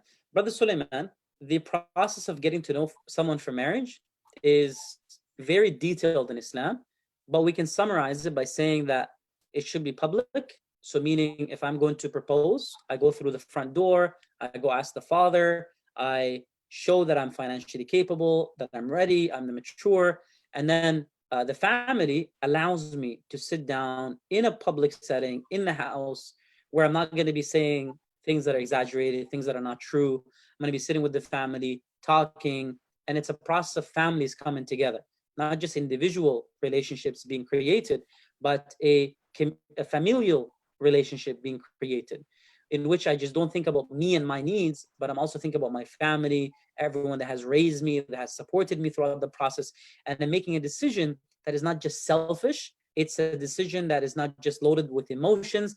It's a decision that is more rational, that takes into account where I'm from, my familial, expectations, and allows me to, again, have my family support in the process. So that's where, again, Islam stands.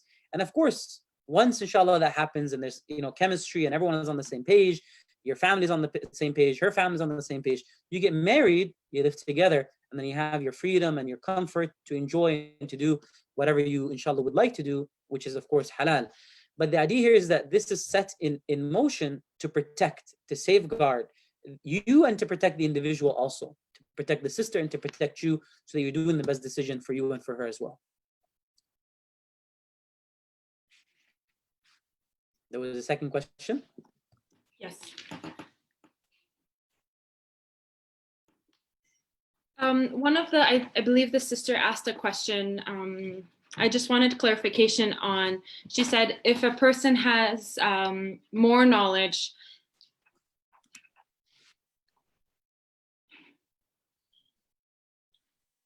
sorry, 1 second for the interpreter. Take your time.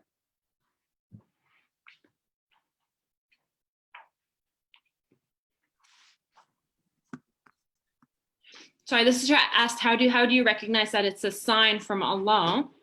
And then you gave the example of, for example, if you're planning on doing a sin and you get into a car accident, and that's a sign.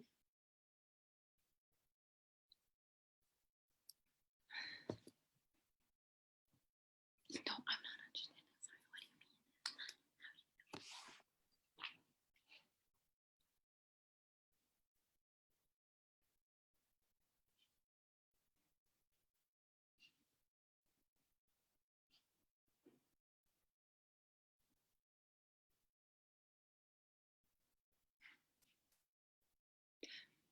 Okay, so that example that you mentioned is recognizing a sign from Allah. But for a person such as myself, who I don't have a deep knowledge of Islam, I'm still learning, how am I able to know that that's a sign if I don't have that basic knowledge to know that, something is right or wrong, or to know that that could be a sign? If I'm unaware, if I don't know, I don't have that knowledge. Sister Yasmin, that's her name, right? Maryam. Maryam, Sister Maryam. So my sister Maryam, may Allah bless you for your question. Remember that Allah subhanahu wa ta'ala will take everything into account, every factor into account. So, inshallah, there will be many opportunities for you to learn and to grow. So embrace those opportunities, learn, grow, because now, subhanallah, you have a translator here, an interpreter who is able to interpret. So join us along this journey and grow. So inshallah, a year from now, your question is not going to be, I don't know much, so am I held accountable on the same level? It's going to be something like, well, now that I know, what can I do next? So inshallah, when you grow, inshallah, in your knowledge, you'll be able to see. And quickly, subhanallah, the difference, I always like to say this, the difference between you sitting here teaching and you sitting there learning is just a few years of dedication. So maybe one day, you can be in a position where you're teaching all the other deaf Muslims of Canada, inshallah, and others, Islam in a beautiful way, and you're empowering them to be better versions of themselves and to be better human beings. So now, alhamdulillah, is a great time to be optimistic and to learn and to grow. And that would be my answer to you. Inshallah, jazakallah khair. Wa jazakumullah khairan. Excellent, excellent. Do we have any other questions, inshallah?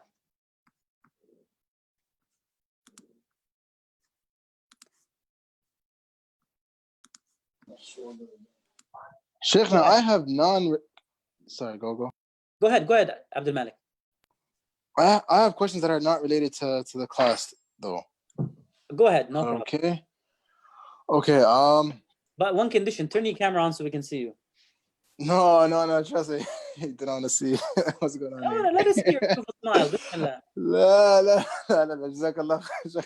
لا. إن شاء الله next time والله. Okay, so they're very weird questions, to be honest. They're the questions that I couldn't figure out myself.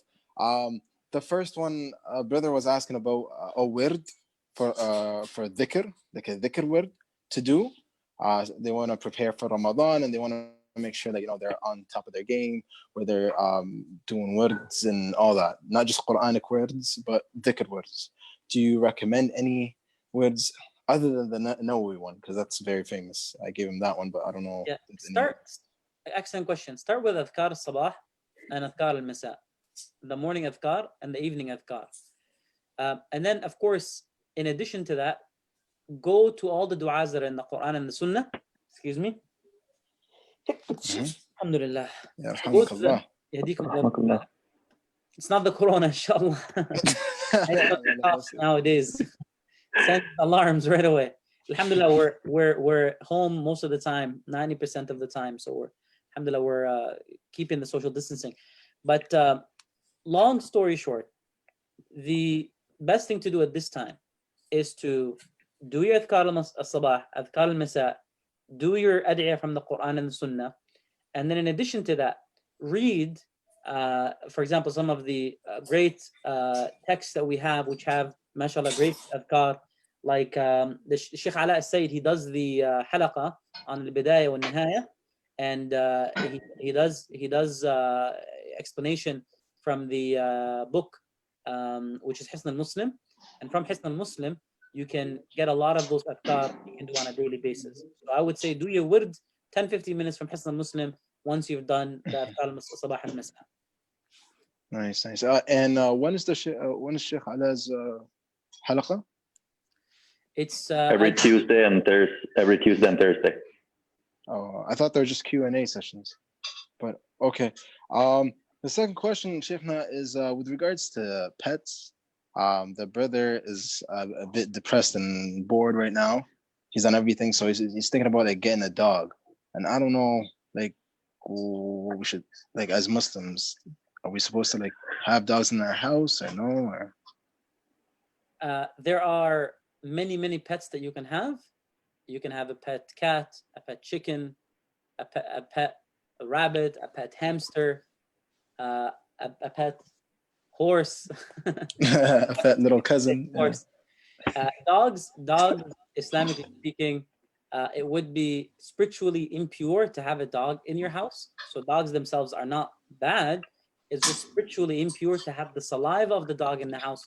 And for that reason, Muslims shy away from having dogs in the house specifically. Okay. If you insist on having a dog, then you can have a guard dog. If you live in a farm, you can have a farm dog. You can have a hunting dog. What about Sheikh, you see my guard dogs? Oh, you have guard dogs? Do you see them now? Yes, I do. Yes. No, I don't. Amir Atif, you can look at Amir Atif. He has dogs. He has guard dogs. I have another question. Go ahead. Oh, by the way, I just wanted to mention that, mashallah, may Allah bless you all. Wallahi, this is an amazing community, man. Mashallah, may Allah bless you all. Wallahi, amazing. The work that we do here, you guys do. I hardly do anything. I don't do anything. May Allah bless you. Jazakallah khairan, Sheikhna, and everyone, and Farhan too, for the images, daily images, daily adhkar. I miss you, brother. I miss you too. Okay, I have another question following the sister question that was asked. Yes, go ahead. You know how we're always talking about. So Farhan, let us see you. No. I'm sitting on my couch, half sitting. Okay. So we're always talking about how you can see the signs. Let's say if you're going to commit a sin, you might have obstacles in the way. So what about having the knowledge and then you're still going, you're going to commit a sin and then nothing happens along the way. Everything goes nice and smooth. Everything goes dandy. You go commit a sin, come back, and then what? Like we should also talk about what if you don't have the signs? What if you don't have any obstacles along the way? Remember we said how do you see that, and what are the outcomes? Right. Can be after that? Yeah. Remember istidraj? Remember the concept of istidraj? So let me share my screen again. This is a good opportunity to remind us, inshallah, of istidraj. Can you see my screen now? Mm-hmm. So at the very end of the surah, Surah Al-Araf itself, Allah subhanahu wa ta'ala talks about istidraj. Let's see, for those of you who were here, does anyone remember where it is?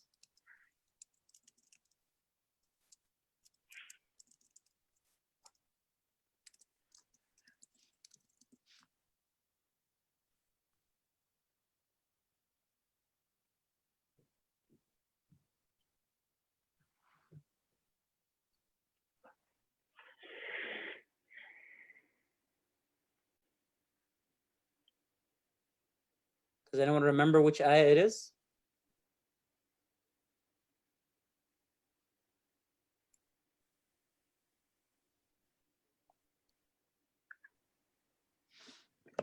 Let's see if I can pull it up here.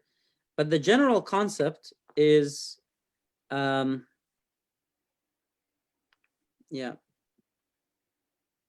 It's 182. So let's open up 182 from Surah Al-Araf. Right here. For people who know the truth, Farhan, Allah subhanahu wa ta'ala might not show them signs directly, or might show them signs, but they're less clear as anyone else would expect, or that anyone else would expect.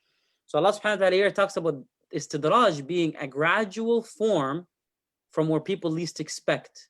And we give this example of a police officer. You know, imagine a police officer sees someone speeding, but instead of clocking them at 40 hours or 40 kilometers an hour, waits for them. And letting them go. And they go to 50 and 60 and 70 and 80 and 90 and 120. So the police officer is giving them a chance to correct their behavior by not intervening. But then because he gives them, or she, the police officer gives them that time, they continue to actually transgress.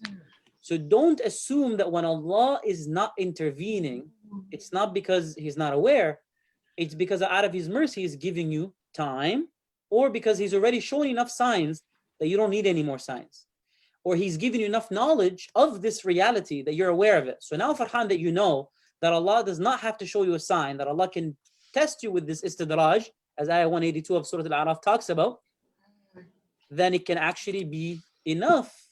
The knowledge itself is the sign for you. So you've had the sign. So now Allah is going to test you by putting you in those situations to basically, you know, test whether you're going to be committed or not. So knowledge of Allah subhanahu wa ta'ala can be that sign.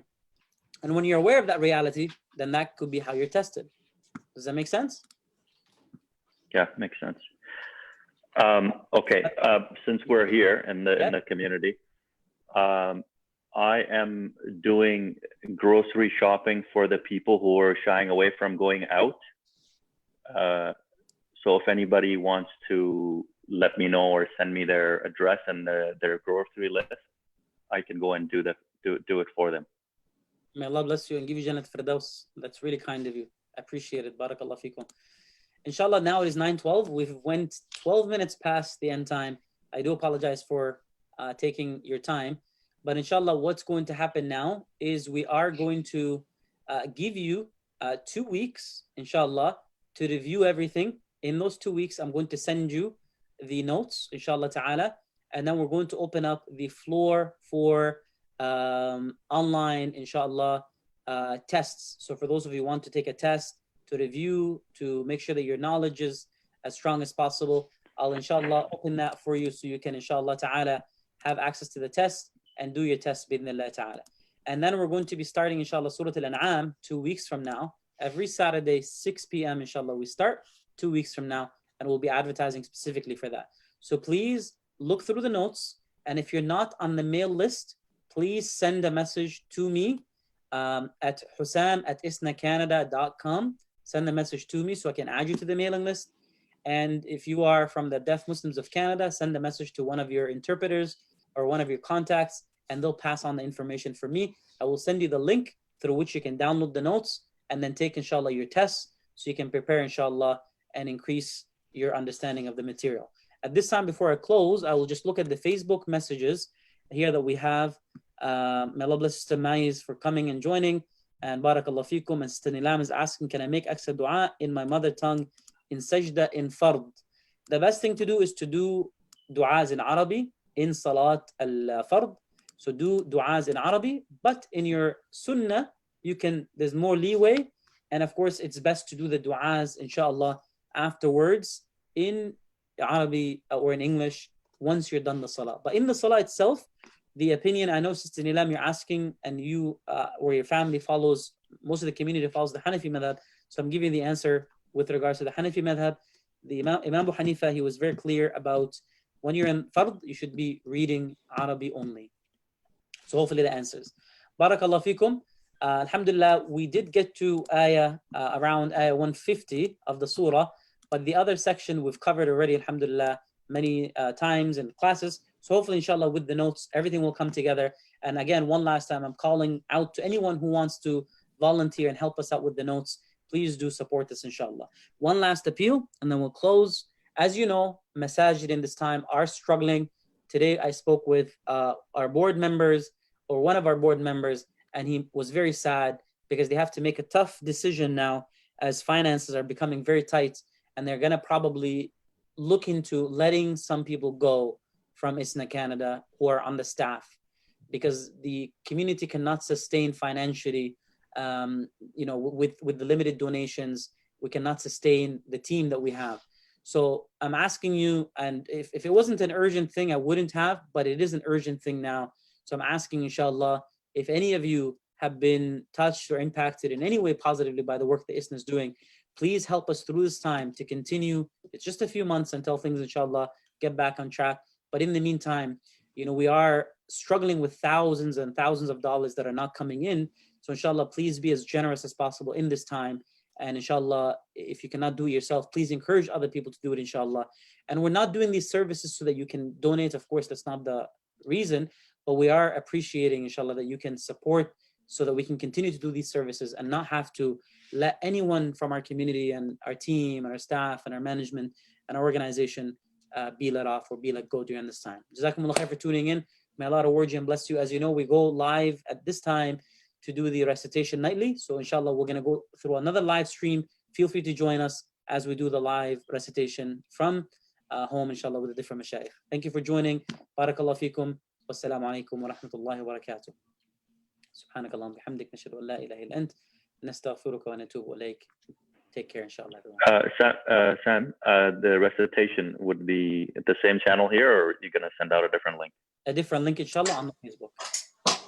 On the Facebook, okay. Thanks. Assalamu alaikum wa rahmatullah. Wa alaikum assalam.